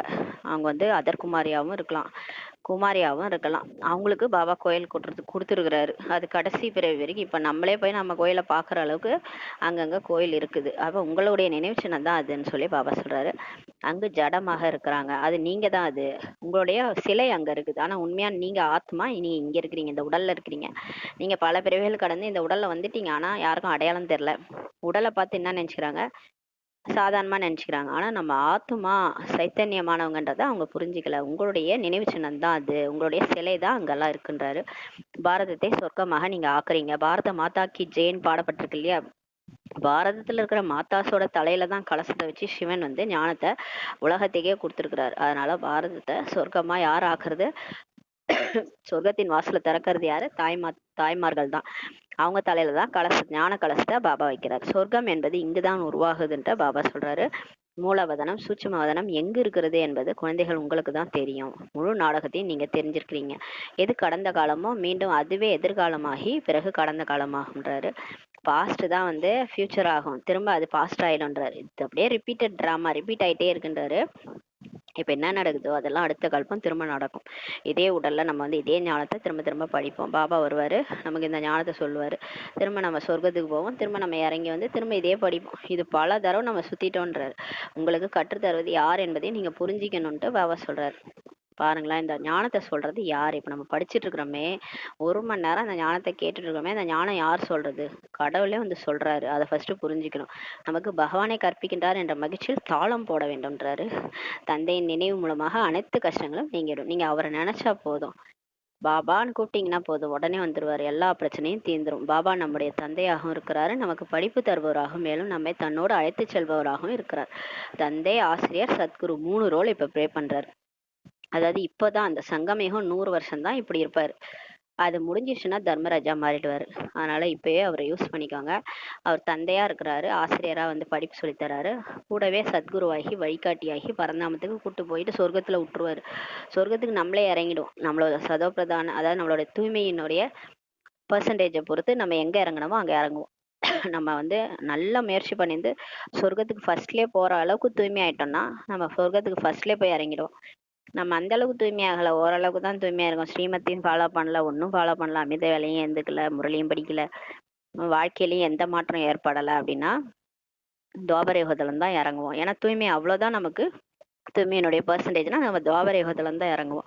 இல்லை திரேதா யுகத்துல சொர்க்கத்துல நடுவுல கூட வந்து இறங்குவோம். ஏன்னா அந்த அளவுக்கு தூய்மை நமக்கு இருக்குன்னா சொர்க்கத்துல நடுவுல இருந்து தான் நடிக்க வரும். அதனால இதெல்லாம் வந்து எதுவுமே நம்மளால கேள்வி கேட்க முடியாது. என்னை ஏன் ஃபர்ஸ்ட்லயே கொண்டு போய் லட்சுமி நாராயணன் ஆக்கல அப்படிலாம் கேள்வி கேட்க முடியாது. நீ தூய்மை ஆகல, நீ ஃபாலோ பண்ணல, நீ ஸ்ரீமத் படி நடக்கலைன்னா நீ சொர்க்கத்துக்கு கடைசியில தான் வர முடியும்னு சொல்லிடுவாரு. ஈஸியா சொல்லிடுவாரு. ஏன்னா உன்னுடைய ஆத்மாவில் இருக்கிற தூய்மையினுடைய பர்சன்டேஜ் ஒரு 20% தான் இருக்குன்னு நினச்சிக்கோங்களேன். சொர்க்கத்துக்குள்ள நீங்க திரேதா யுகத்துல தான் வருவீங்கன்றவர். பாஸ் பர்சன்டேஜ் அவ்வளோதான். இப்போ ஸ்கூல்லேயே பார்த்தீங்கன்னா நீ இவ்வளோதான்ப்பா மார்க் எடுத்திருக்க, உனக்கு இன்ஜினியரிங் கிடைக்காதுன்னு ஈஸியாக சொல்லிடுறாங்க இல்லையா. அந்த மாதிரி தான் நமக்கு பாபா சொல்றாரு. நீ இவ்வளோதான் மார்க் எடுத்திருக்க, உனக்கு சொர்க்கம் கிடையாது, திரேதாயுகம் தான் போன்றுவாரு. இல்லைன்னா ஃபெயில் ஆகிட்ட திரேதாயுகம்ன்றவாரு. இல்லைன்னா வந்து உனக்கு நீ துவாபர யுகம் தான் போயிட்டு வா அப்படின்றவாரு. நம்ம என்ன பண்ண முடியும்? நம்மளால ஒன்றும் செய்ய முடியாது. ஏன்னா நம்ம தூய்மையாகல, அவர் சொல்ற ஸ்ரீமத் படி நம்ம நடக்கல. நம்ம வந்து அவரை நினைன்றாரு. எங்கேயாவது கேட்குறோமா? சார்ட் வைங்கன்றாரு, அதையும் நம்ம கேட்க மாட்டோம். அப்ப எதையும் ஃபாலோ பண்ண மாட்டோம்னா நம்ம வந்து துவாபர யுகத்துல தான் வர வேண்டியதா இருக்கும். அதெல்லாம் பாபா சொல்றாரு. அதனால இப்ப நம்ம எச்சரிக்கையா இருந்து நம்ம வந்து பாபா சொல்றதை கேட்கணும். தன்னைத்தான் ஆத்மா என்று புரிந்து கொண்டு பரமாத்மா தந்தையோட இப்படிப்பட்ட விஷயங்களை இப்ப பேச வேண்டும். பாபா எங்களுக்கு இப்போது அனைத்தும் தெரிந்து விட்டது. நம்ம இப்படி எல்லாம் பேசணும் பாபாட்ட. பாபா எங்களுக்கு எல்லாமே புரிஞ்சிருச்சு. நாங்க எதுக்கு இப்போ இதுக்கு முன்னாடி நம்ம வாழ்க்கையில எதுக்கு வாழறோம்? செத்த பிறகு என்ன ஆகும், அடுத்து எங்க போவோம், எதுவுமே தெரியாம இருந்தோம் இல்லையா? போன பிறவில நான் என்னவா இருந்தேன், நான் பிறக்கறதுக்கு முன்னாடி போன பிறவில என்னவா இருந்தேன், இப்படி எல்லாம் நிறைய டவுட் நமக்கு இருந்தது. இப்ப எல்லாமே தெரிஞ்சிருச்சு இல்லையா? என்ன சொல்லிட்டார் பாபா, 84 பிறவி எடுத்த, நீதான் தேவதையா இருந்த, நீதான் இறங்கி வந்த, இதை நம்புறோம் இல்லையா? நம்ம நம்ம நம்பிட்டோம், நமக்கு என்ன நடக்க போகுது எல்லாமே தெரிஞ்சு போச்சு. பிரம்மா மற்றும் விஷ்ணு பற்றி தெரிஞ்சு விட்டது. உங்களுக்கு விஷ்ணு யாரு, பிரம்மா யாரு, எல்லாமே தெரிஞ்சிச்சு. விஷ்ணுவின் நாபியில இருந்து தான் பிரம்மா வெளிப்பட்டதாகவும் விஷ்ணு பார்க்கடல் இருப்பதாகவும் காட்டப்படுகிறது பக்தி மார்க்கத்துல. அதாவது விஷ்ணு தான் வந்து தொப்புள் கொடி காமிச்சிருக்காங்க. அந்த தொப்புள்ல இருந்து பிரம்மா வராராம். எங்கேயாவது தொப்புள் வந்து அதாவது விஷ்ணு நாபியில தொப்புள்ல இருந்து பிரம்மா வராராம். அது பிரம்மா வந்து எப்படி காட்டியிருப்பாங்க தெரியுமா? பக்தி மார்க்கத்துல வயசானவர் தாடியோட, ஒரு தொப்புள் கொடியில இருந்து தாடியோட ஒரு மனுஷன் எங்கேயாவது வர முடியுமா? அதாவது சொல்றதுன்னா கதையும் தான் விடுறோம். அந்த சொல்ற மாதிரியாவது கதை விடணும் இல்லையா? அதாவது புரிஞ்சுக்கிற மாதிரி கதை விட்டாலும் பரவாயில்ல. பக்தியில எல்லாமே பொய். பாபா சொல்றாரு, பிரம்மான்றது கடைசி பர்த்ல அவர் வயசானவர் உடம்புல சிவன் வந்து அவர் மூலமா படைப்பு படைக்கிறாரு. அந்த பிரம்மா தான் வந்து ஒரு ஒரு பிறவியிலேயே விஷ்ணு ஆகிறார். அந்த விஷ்ணு தான் 84 பிறவி எடுத்து, அதனாலதான் நாபியில இருந்து பிரம்மாவா காட்டுறாங்க. நாபியில இருந்து அந்த தொப்புள் கொடின்றது அந்த 84 பிறவி எடுத்து பிரம்மாவா ஆகிறாரு. கடைசி பர்த்ல பிரம்மாவா அவரே தான் ஆகிறாரு. அவர் உடம்புல தான் சிவன் வராரு. இதனுடைய அர்த்தத்தை தான் இப்படி காமிச்சிருக்கிறாங்க. நீங்க எல்லாத்தையும் பக்தியில இருக்கிறத அப்படியே நம்பக்கூடாது. அந்த படத்தினுடைய ஆழம் என்ன, அதோடைய அர்த்தம் என்னன்றதை நம்ம கண்டுபிடிக்கணும். விஷ்ணுவே பார்க்கடலில் இருப்பதாகவும் காட்டப்படுகிறது. பிரம்மாவே சூட்சும உலகத்தில் காட்டப்பட்டாலும் அவர் இங்குதான் இருக்கிறாருன்ட்டு பாபா சொல்றாரு. அதாவது விஷ்ணு வந்து படுக்கிறதுக்கு இடமே இல்லை, அவர் வந்து அதனால பாம்பு படுக்கையில படுத்திருக்கிறாரு. இடமா இல்லை, அவர் போய் பாம்பை சுருட்டி அதை வாழை சுருட்டி அதுல படுத்துட்டு இருக்கிறாரு. அதாவது 5 விகாரங்களை அவர் அடக்கி அதுல படுத்திருக்கிறாரு. அதாவது மனுஷனா வாழும்போது காமம், கோபம், பற்று, ஆசை, அகங்காரத்தை யார் அடக்குறாங்களோ, சுயராஜ்ய அதிகாரியா இருந்து எல்லாத்தையும் விடுறாங்களோ பாபா நினைவுல, அவங்கதான் விஷ்ணு ஆகுறாங்க. அவங்கதான் பார்க்கடலுக்கு போறாங்க. பார்க்கடல்ன்றது சொர்க்கம். சொர்க்கத்துல போயிட்டு பிறக்குறாங்க. இதைதான் அப்படி காமிச்சிட்டாங்க. பிரம்மாவே சூட்சும உலகத்துல காட்டிருக்கிறாங்க. இருந்தாலும் அவர் இங்க இருந்து தானே படிப்பு படிக்கிறாரு. பிரம்மாவை அங்கேயே இருந்து எப்படி படைப்பாரு? இங்க இருந்தா தானே இங்க வந்து ஞானத்தை சொல்லி மற்றவங்க புரிய வச்சு இங்க படைப்பு படைக்க முடியும். இப்ப சிவன் வராரு. சிவன் வந்து மேல இருந்தே சொன்னா யாரா கேட்பாங்களா? கீழே வந்து ஒரு உடல்ல வாய் மூலமா சொன்னாதான் அவரு சொல்றது நமக்கு கேட்கும். மேல இருந்தே அவர் சொன்னாரா நமக்கு எப்படி கேட்கும்? விஷ்ணு உலக ராஜ்யம் செய்பவர் ஆவார். விஷ்ணுவிலிருந்து பிரம்மா வெளிப்பட்டால் பிரம்மாவும் ராஜ்யம் செய்பவராக ஆகிவிடுவார். பாருங்க, விஷ்ணு வந்து உலக ராஜ்யத்தையே செஞ்சவர். அவர்ல இருந்து பிரம்மா வந்தாருன்னா அப்ப பிரம்மா கூட ராஜ்யம் செய்யணும் இல்லையா? அப்படி கிடையாது. விஷ்ணு 84 பிறவி எடுத்துதான் பிரம்மாவா ஆகிறார். விஷ்ணுவின் நாபியிலிருந்து பிரம்மா தோன்றினால் அவர் விஷ்ணுவின் குழந்தையாக ஆகிருவார் இல்லையா? பாபா எப்படி எல்லாம் எக்ஸ்பிளைன் பண்றாரு பாருங்க. ஒருத்தவங்க வயது, அதாவது நாபியில இருந்து வருதுன்னா அப்ப விஷ்ணு குழந்தை வந்து பிரம்மாவாயிடுவார் இல்லையா? இல்ல இல்ல, விஷ்ணு தான் ரீபத் எடுத்து பிரம்மாவா ஆகிறார். இந்த விஷயங்களை சிலர் முழுமையாக புரிந்து கொள்ளாதால் அந்த அளவுக்கு மகிழ்ச்சி நிறைந்திருப்பதில்லை என்றார். அதாவது இப்ப பக்தியில இருக்கிற விஷயங்கள்லாம் சரியா புரிஞ்சிக்கல, அது அப்படியே நம்புறது. அது என்ன சொல்றாங்களோ அது அப்படியே நம்புறது. அப்படி நம்பி நம்பி வாழ்ந்தவங்களுக்கு இந்த ஞானம் புரியாது. ஞானம் புரியலன்னா மகிழ்ச்சியே வராதுன்றாரு. கோபி வல்லபரின் கோபியர்கள் நீங்கள் தான். சத்தியுகத்தில் இவ்வாறு இருப்பதில்லைன்ட்டு பாபா சொல்றாரு. அங்கு நீங்கள் இளவரசியாக இருப்பீங்க. இப்போது கோபியர்களின் தலைவன் கோபி வல்லவர் அல்லவான்றாரு. இப்ப நம்மளாம் கோபியர்கள். கிருஷ்ணர் வந்து புல்லாங்குழல் இசை வாசிக்கும் போது அந்த கோபியர்கள் என்ன பண்ணுவாங்களாம், வீட்டு வேலையை கூட மறந்துட்டு அப்படியே ரசிச்சிட்டு இருப்பாங்களாம். அது நம்ம தானே. இப்ப நம்ம என்ன பண்றோம், இந்த முரளியை கேட்டுட்டு எல்லாத்தையும் மறந்துட்டு அந்த முரளியை அப்படியே ஆத்மா ரசிக்குது. அப்ப நம்ம தான் கோபியர்கள். கோபி வல்லவர் சிவபாபா தான். அவர் தான் முரளியை வாசிச்சுட்டு இருக்கிறாரு. நம்மளாம் இப்ப மெய் மறந்து உட்காந்து கேட்டுட்டு இருக்கிறோன்றாரு. பிரஜாபிதா பிரம்மா அனைவருக்கும் தந்தையாகவும் இருக்கிறாரு மற்றும் நிராகாரமான சிவத்தந்தை அனைத்து ஆத்மாக்களின் தந்தையாகவும் இருக்கிறார்கள். இங்க அனைவரும் முகவம்சாவளியராக இருக்கிறாங்க. நீங்கள் அனைவரும் பிரம்மா குமாரிகளாக சகோதரன் சகோதரிகளாக இப்ப ஆகிட்டீங்க. எப்ப நம்ம பிகே ஆனோமோ அப்ப நம்ம வந்து எல்லாரும் சகோதரன் சகோதரி ஆகிட்டீங்கன்றாரு. எனவே குற்றமான பார்வை நமக்குள்ளார இருக்க முடியாது. இதில் தான் மாயா தோல்வி ஏற்படுத்தியிருந்தாரு. உடல் உணர்வுல உடலா ஆணா பெண்ணா பார்க்கும்போது கண்ணு ஏமாத்துது. கண்ணு என்ன பண்ணுது, ஏமாத்தி தோல்வி அடைய வைக்குதுன்றாரு. இதுவரை என்ன படிச்சீங்களோ அதனை புத்தி மூலம் இப்ப மறந்துருங்க. நான் சொல்வதை மட்டும் படியுங்கன்ட்டு பாபா சொல்றாரு. ஏணிப்படி சித்திரம் கூட மிகவும் நல்லது. கீதையின் பகவான் யார், இந்த ஒரு விஷயம்தான் முக்கியமான ஆதாரமாகுன்றாரு. பாருங்க, கீதையை சொன்னது யாரு? இதுதான் ஒரு முக்கியமான ஆதாரம். இதை தான் ப்ரூஃப் பண்ணணுன்றாரு. கிருஷ்ணரை பகவான் என்று சொல்ல முடியாது இல்லையா? அவரை எல்லாரும் ஏத்துக்க மாட்டாங்க இல்லையா? இந்து தர்மத்துல இருக்கிறவங்க ஏத்துக்குவாங்க, மற்ற தர்மத்துல கிருஷ்ணரே ஒத்துக்க மாட்டாங்க இல்லையா? சண்டை போடுவாங்க. அல்லான்னு நினைச்சிட்டு இருக்காங்க, இயேசுன்னு நினைச்சிருக்காங்க. இயேசுவை தான் அவங்க வருவாருன்னு எதிர்பார்த்துருக்காங்க. இங்க எல்லாரும் நம்ம இந்து தர்மத்தை சார்ந்தவங்க கிருஷ்ணர் வருவாருன்னு பார்த்துன்னுக்குறாங்க. இதுல வந்து சண்டை போட்டுக்குவாங்க இல்லையா? அப்ப கடவுள் வந்து கிருஷ்ணர்னு சொல்ல முடியாது இல்லையா? அவர் சர்வ குணங்கள் நிறைந்த ஆனா கிருஷ்ணருக்கு மகிமை இருக்கு. அவர் யாருன்னா அவர் சொர்க்கத்தின் இளவரசர். அவர் சர்வ குண சம்பன்ன தேவ ஆத்மா. அவருக்கு 16 கலைகள் நிரம்ப பெற்றவர். அவர் எப்பேற்பட்ட ஆத்மா தெரியுமா? ஆத்ம உணர்வுல இருந்து ராஜ்ய ஆண்டவர். அவரு இளவரசனா வாழ்ந்தவர். ஆனா அவர் பேரை போய் கீதையில எழுதிட்டாங்க. ஆனா அவர் ராஜயோகம் கற்றுதான் அப்படி ஆனாரு. அவர் சொல்லி கொடுத்தவர் அவங்களுடைய அப்பா. அவர் சிவன். அவரை வந்து மறைச்சிட்டாங்க. கிருஷ்ணரையும் லட்சுமி நாராயணன் ஒரே மாதிரி கருப்பாக காட்டிட்டாங்க. எந்த விதமான தெளிவும் இல்லைன்ட்டு சொல்றாரு. பக்தி மார்க்கத்துல இந்த மாதிரி ஆக்கிட்டாங்க. அதாவது கிருஷ்ணரை வந்து ராதையை வந்து வெள்ளையாவும் சிலை இருக்கும், கருப்பாவும் சிலையை காமிச்சிருப்பாங்க. கருப்பா ஏன் காட்டியிருக்காங்கன்ட்டு புரிஞ்சிக்கவே மாட்டாங்க. ராமச்சந்திரனை கருப்பாக ஆக்கிட்டாங்க. காமசிதையில் ஈடுபட்டதால் கருப்பானதாக ஆகிவிட்டார்கள் என தந்தை சொல்றாரு. ஏன் கருப்பா சிலை வச்சிருக்காங்கன்னா பாபா சொல்றாரு, இதே தேவி தேவதைகள் தான் துவாபர யுகத்துல இருந்து 5 விகாரத்துல போயிட்டாங்க, மாட்டிக்கிட்டாங்க. அதனால காமசிதையில அமர்ந்து இந்த மாதிரி ஆயிட்டாங்க. அதனாலதான் ஜெகநாத்புரி கோயில்ல கூட அந்த மாதிரி தேவதைகள் ஃபேஸ் வச்சு அந்த மாதிரி சித்திரங்கள்லாம் தப்பு தப்பா உருவாக்கி இருக்கிறாங்கன்னா அவங்க வந்து 5 விகாரத்துல போயிட்டாங்க. மறுபிறவி எடுத்து எடுத்து 5 விகாரத்துல போயிட்டாங்க. அதனாலதான் கருப்பா காமிச்சிருக்காங்க. அதனாலதான் ஷியாம் சுந்தர்ன்ட்டு சொல்றோம். இதெல்லாம் சொல்லி யார் புரிய வைக்கிறது? பாபா நினைவுல இருந்து நீங்க புரிய வைங்கன்றாரு. அடையாளமாக ஒருவரை எடுத்துக் கொள்ளப்படுகின்றது. நீங்கள் அனைவரும் பிராமணர்கள். இப்போது நீங்கள் ஞான சிதையில உட்கார்ந்துருக்கிறீங்க. இப்ப ஞானத்தை பாபா உண்மை வந்து நமக்கு சொல்லி புலப்பட வைக்கிறாரு. சூத்திரர்கள் காமசிதையில உட்காந்துருக்காங்க. நம்ம வந்து ஞான சிதையில உட்கார்ந்துருக்கிறோம்.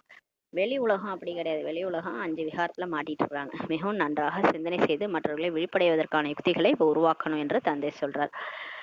இப்ப நம்ம பாபா சொல்றார், கும்பகர்ணங்கள்லாம் எழுப்புங்க. பிரம்மகுமாரிகள் தான் போய் அந்த கும்பகர்ண தூக்கத்துல அஞ்ஞான உறக்கத்துல உறங்கிட்டு இருக்கிறாங்க. தேகம்னு நினைச்சிட்டு வாழ்ந்துட்டு இருக்கிறாங்க. வாழ்க்கை வாழ அவங்களுக்கு யாருக்கும் சக்தியே இல்லை. ஏதாவது ஒரு பிரச்சனை வந்தா தற்கொலை பண்ணிக்கிறாங்க. இந்த ஞானத்தை சொன்னா அவங்க எல்லாருமே மாறிடுவாங்க. நீங்க தான் போயிட்டு ஏதாவது ஒரு விழிப்படைவதற்கான யுக்திகள் எல்லாம் உருவாக்கி ஞானத்தை புரிய வைக்கணும்ட்டு பாபா சொல்றாரு. பாபாவே வந்து எப்படி சொல்வாரு? அவர் எல்லா இடத்துக்கும் போய் சொல்ல மாட்டாரு. அதனாலதான் குழந்தைகளை அங்கங்க வச்சிருக்கிறாரு. இப்ப நமக்கு மேல தலைக்கு மேல பொறுப்பு இருக்குது. இந்த பொறுப்புன்ற கிரீடத்தை யார் எடுத்துக்கிறாங்களோ அவங்கதான் சொர்க்கத்துல கிரீடத்தோட உட்காருவாங்க. நாடகத்தின் பதிவின்படி விழிப்படைவார்கள்னு சொல்றாரு. ஆனா நம்ம என்னதான் ஞானத்தை வந்து எல்லாருக்கும் சொன்னாலும் அவங்கவுங்களுக்குன்னு ஒரு நேரம் வரும்போது தான் விழிப்படைவாங்கன்றாரு. நாடகம் மிகவும் மெதுவாக நகருது, பேன் மாதிரி ஊறுது இந்த நாடகம்ன்றார் பாபா. நல்லது. இனிமேல இனிமையான தேடி கண்டெடுக்கப்பட்ட செல்ல குழந்தைகளுக்கு தாயின் தந்தையுமான பாப் தாதாவின் அன்பின் நினைவுகளும் காலை வணக்கம். ஆன்மீக குழந்தைகளுக்கு ஆன்மீக தாய் தந்தையின் நமஸ்தே. நம்ம ஆன்மீக குழந்தைகள் ஆன்மீக தாய் தந்தைக்கு நமஸ்தே. தாரணைக்கான முக்கிய சாரம். ஃபர்ஸ்ட் பாயிண்ட், நாம் கோபி வல்லவரின் கோபியர்கள் என்ற நினைவில் சதா இருக்கணும். இதே நினைவின் மூலம் சதா மகிழ்ச்சியை அதிகப்படுத்த வேண்டும். 2வது பாயிண்ட், இதற்கு முன் நீங்கள் படித்ததை புத்தியின் மூலம் மறந்து தந்தை சொல்வதை மட்டும் படிக்க வேண்டும். நாம் அனைவரும் சகோதரன் சகோதரிகள் என்ற இந்த நினைவின் மூலமாக குற்றமான பார்வையை நீக்க வேண்டும். மாயாவிடம் தோல்வி அடையக்கூடாதுன்ட்டு பாபா சொல்றாரு. வரதானம், சேவை மூலமாக ஒன்றிணைந்த நினைவின் மனநிலையை அனுபவம் செய்யக்கூடிய ஆன்மீக சேவாதாரி ஆகுகன்ற வரதானம் கொடுக்குறாரு பாபா. நமக்கு தலைக்கு மேல என்ன கொடுக்குறாரு? ஆன்மீக சேவாதாரி என்ற வரதானத்தை கொடுக்குறாரு. பிராமண வாழ்க்கை சேவையின் வாழ்க்கையாகும். இப்ப பிகே ஆயிட்டோம்னாலே சேவை தான் சொல்றாரு. சேவையுடைய வாழ்க்கை தான். மாயிடமிருந்து உயிரோடு இறப்பதற்கான உயர்ந்த சாதனம் சேவையாகும்ன்றாரு. மாயிடமிருந்து உயிரோடு இருப்பதற்கான உயர்ந்த சாதனம் சேவையாகும். இப்ப நீங்க மாயாட்டிருந்து தப்பிக்கணும்னா, உயிரோட இருக்கணும்னா நீங்க உங்களை வந்து சேவையில பயன்படுத்திருங்க, சேவையில ஈடுபடுத்துங்க. நீங்க சேவைன்னு போயிட்டீங்கன்னா மாயா போயிடும். சேவை ஒன்றிணைந்த நினைவின் சுரூபமாக மாற்றுகிறது. இப்ப சேவை செய்யும் போது பாபா கூட நம்ம சேர்றோம். அவரை நினைச்சு அவரோட நினைவின் சுரூபமா நம்மளை மாத்துது. ஆனால் வெறுமனே வாயின் வார்த்தைகள் வந்து சேவை கிடையாது. வெறுமனே ஞானத்தை மத்தவங்க சொல்றது அது மட்டும் சேவை கிடையாது. கேட்டிருக்கும் ஞானத்தின் இனிமையான வார்த்தைகளின் சொரூபமாக மாறி சேவை செய்யுங்கள். பாருங்க, வெறும் ஞானத்தை அப்படியே பண்டிதர் மாதிரி கிளி மாதிரி சொல்றது கிடையாது.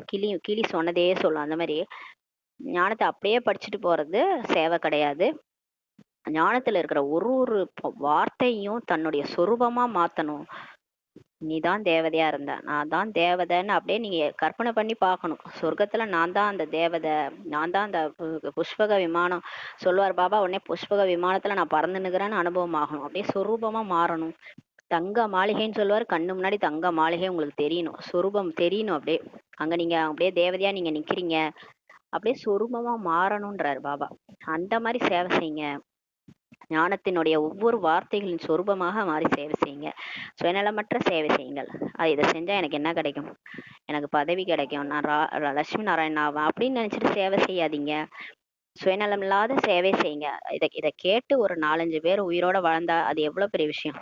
இந்த ஞானத்தை நான் சொல்லி அதனால உயிரோட இருக்கிறாங்க. செத்து போறவங்க கூட சாகாம உயிரோட வாழறாங்கன்னா அது எவ்வளவு பெரிய விஷயம். இப்ப நம்மளும் அப்படித்தானே வாழ்ந்துட்டு இருக்கோம். நம்மளும் எப்படியோ வாழ்ந்துட்டு இருந்தோம். நமக்கு இந்த ஞானத்தை ஒருத்தவங்க சொல்லியிருப்பாங்க இல்லையா, நம்ம கருவியா இருந்து ஒருத்தவங்க நமக்கு சொல்லியிருப்பாங்க இந்த ஞானத்தை. அந்த ஒரு சுப பாவனையோட தானே நமக்கு சொல்லியிருப்பாங்க.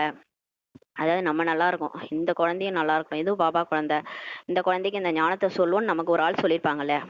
அந்த மாதிரி நம்ம போயிட்டு மற்றவங்க சொல்லணும். சுயநலம் இல்லாத சேவை செய்யுங்க. எனக்கு ராஜ்யம் கிடைக்கும் அதனால செய்யறேன் அப்படி செய்யாதீங்கன்றார். தியாகம் தபஸ்யாவின் சொரூபம் மூலம் சேவை செய்யுங்கள்ட்டு பாபா சொல்றார். தியாகம் பண்ணுங்க, தபஸ்யா பண்ணுங்க. அதாவது எல்லாத்தையும் தியாகம் பண்ணுங்க. பேர் புகழ் கூட தியாகம் பண்ணுங்கன்றார் பாபா. எல்லாத்தையும் தியாகம் பண்ணுங்க. தியாகம் பண்ணும்போது அந்த உடல் உணர்வு எல்லாத்தையும் தியாகம் பண்ணிட்டு சேவை செய்யுங்க. எல்லைக்குட்பட்ட ஆசையிலிருந்து விடுபட்ட ஆசையற்ற மனநிலையிலிருந்து சேவை செய்யுங்கள். இந்த மாதிரி எந்த பிகே சேவை செய்யறாங்களோ அவங்க கண்டிப்பா பாபாவுடைய மனசு இதய சிம்மாசனத்துல உட்கார முடியும். எந்த எல்லைக்குட்பட்ட எனக்கு இந்த சேவை செய்யறதுனால எனக்கு இந்த இது வரும், எனக்கு இது கிடைக்கும் அப்படின்னு நினைக்காம சுயநலம் இல்லாத சேவை செய்யுங்க. ஆசையற்ற மனநிலையில் சேவை செய்யுங்கள். இதற்கு தான் கூறப்படுகிறது ஈஸ்வரிய மற்றும் ஆன்மீக சேவை என்றுட்டு பாபா சொல்றாரு. வாயின் வார்த்தைகளின் கூடவே மனதின் மூலமாக சேவை செய்வது என்றால் மண்மனாபவ மனநிலையில் நிலைத்திருப்பது ஆகும் சொல்றாரு. இப்ப இந்த ஞானத்தை சொல்லிட்டு இருக்கும் போதே பாபாட்ட இருந்து சக்திகள் வாங்கி அந்த நானும் சொல்லிட்டு இருக்கேனே அந்த ஆத்மா நல்லா இருக்கட்டும், அவங்களுக்கு பாபா சக்தி கொடுக்குறாரு, பவர் கொடுக்குறாரு அப்படின்னு நினைச்சிட்டு செய்யுங்க. கேட்டுட்டு இருக்கிறவங்க அவங்க சக்தி அடையணும், அவங்க நல்லா இருக்கணும், இந்த ஞானத்தை கேட்கறவங்க நல்லா இருக்கணும் அப்படி நினைச்சிட்டு சேவை செய்யுங்க. அதாவது மனசா சேவை செய்யும் போது என்ன ஆகும்னா அது பாபாவுடைய பவரும் இறங்கும், ஞானமும் இறங்கும். அவங்களுக்கு எல்லாருமே நல்லா இருப்பாங்க. அந்த மாதிரி சுயநலமற்ற சேவை செய்யுங்கன்றாரு. ஸ்லோகன். வடிவத்தை பௌதீக உடலை பார்க்காமல் நிராகார தந்தையை பார்த்தீர்கள் என்றால் அப்போது ஆகர்ஷண மூர்த்தியாக மாறிடுவீங்க. அதாவது இப்ப நம்ம பக்தியில பாத்தீங்கன்னா நம்ம வெறும் அந்த சிலையை தான் நம்ம வணங்கிட்டு வந்தோம்லே, அந்த சிலை யாருன்னு கூட தெரியாது. இப்ப சிவன் கோயில்ல கூட போயிட்டு சிவனை வந்து அவங்க லிங்கமா பார்த்து பார்த்து பழகிடுச்சு. இப்பயும் அதே லிங்கமா நம்ம வீக் ஆயிட்டு அதே லிங்கமா நினைச்சிட்டு பாபா நினைக்க கூடாது. பாபா என்ன சொல்றாரு, நீங்க சரியா புரிஞ்சுக்கோங்க அண்ணன். நான் ஆத்துமா, இந்த உடல் கிடையாது, நான் உயிர் தானே, என்ன கண்ணால பார்க்க முடியாது, நான் ஆத்துமா. அது மாதிரி பாபாவும் கண்ணால பார்க்க முடியாது, அவரு பரமாத்மா, அவருக்கு உடல் உருவம் கிடையாது, அதாவது அந்த தேகம் கிடையாது. மற்றபடி அவர் உருவம் இருக்கு, புள்ளியா இருக்கிறாரு. அது மாதிரி புள்ளியா இருந்து புள்ளியா அவரை நினைங்க, உடலற்ற நினைவு. அந்த அப்பாவை பார்த்தீங்கன்னா தான் நீங்க வந்து ஆகர்ஷணமூர்த்தி ஆவீங்க. உங்களை நோக்கி எல்லாரும் வருவாங்க, நீங்க ஆகர்ஷணமூர்த்தியாக மாறிடுவீங்கன்றாரு. அவ்யக்த சமிஞ்சை. சகஜ யோகியாக ஆக வேண்டும் என்றால் பரமாத்மா அன்பின் அனுபவம் நேர்ந்தவர் ஆகுங்கள். பாப்தாதாவுக்கு தன்னுடைய ஒவ்வொரு குழந்தையும் தன்னை விட மேலாக முன்னேற வேண்டும் என்று புரிந்து கொள்ளும் அளவுக்கு குழந்தைகளிடம் அன்பு இருக்குதான். பாருங்களேன், தலை மேல தூக்கி வச்சுக்கிறாரு சிவன், தலை மேல தூக்கி வச்சுக்கிறாரு தன்னுடைய குழந்தைகளை.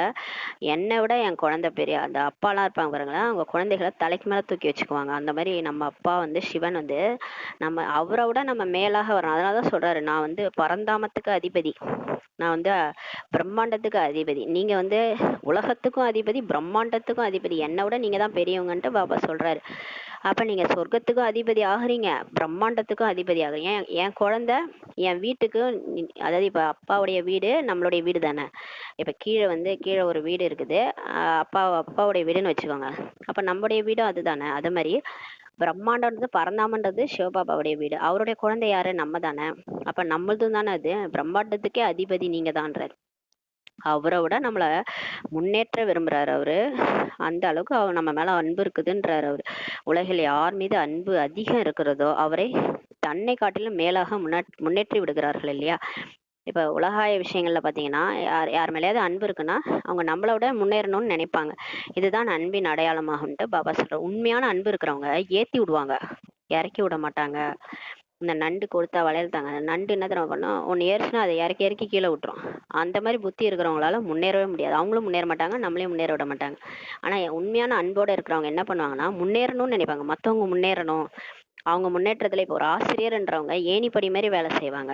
அவங்களுடைய ஸ்டூடெண்ட்ஸ் ஒரு பெரிய ஆளானா ஆசிரியர் சந்தோஷப்படுவாங்க. அந்த மாதிரிதான் சிவபாபாவும் தன்னை விட குழந்தைகள் மேலாக இருக்கணும்ன்ட்டு விரும்புறாரு. அவருடைய குணம் நமக்கும் வரணும். நம்மளோட ஒருத்தவங்க அதிகமா முன்னேறாங்கன்னா சந்தோஷப்படணுன்றார். எனவே பாப்தாதாவும் சொல்றாரு, என்னுடைய குழந்தைகளிடம் இப்போது எந்த ஒரு குறையும் இருக்கக்கூடாது. அனைவரும் சம்பூர்ண சம்பன்ன மற்றும் தந்தைக்கு சமமானவர் ஆகிவிடணுன்ட்டு பாபா எல்லாருமே அந்த மாதிரி ஆகணும்னு விரும்புறாரு. நம்மளும் அந்த மாதிரி எல்லா பிகேஸும் அந்த மாதிரி ஆகணும். யார்கிட்டையும் எந்த குறையும் இருக்கக்கூடாது. எல்லாரும் சம்பூர்ண சம்பன்ன 16 கலைகள் நிரம்ப பெற்ற தேவதைகளா மாறணும். பாப் சமான் ஆகணுன்றதை நம்மளும் ஆசைப்படணும். இந்த பரமாத்மா அன்பு தான் சகஜ யோகியாக இப்ப மாத்திடுதுன்ட்டு பாபா சொல்றாரு. இப்ப எப்ப இந்த அன்பு நமக்குள்ளார வருதோ, கடவுள் மேல இந்த அன்பு வருதோ, அந்த கடவுளுடைய அன்பு நம்மளை சகஜ யோகியாக ஆக்கிடுதுன்ட்டு பாபா சொல்றாரு. ஓம் சாந்தி. நன்றி பாபா. நன்றி ராமன்.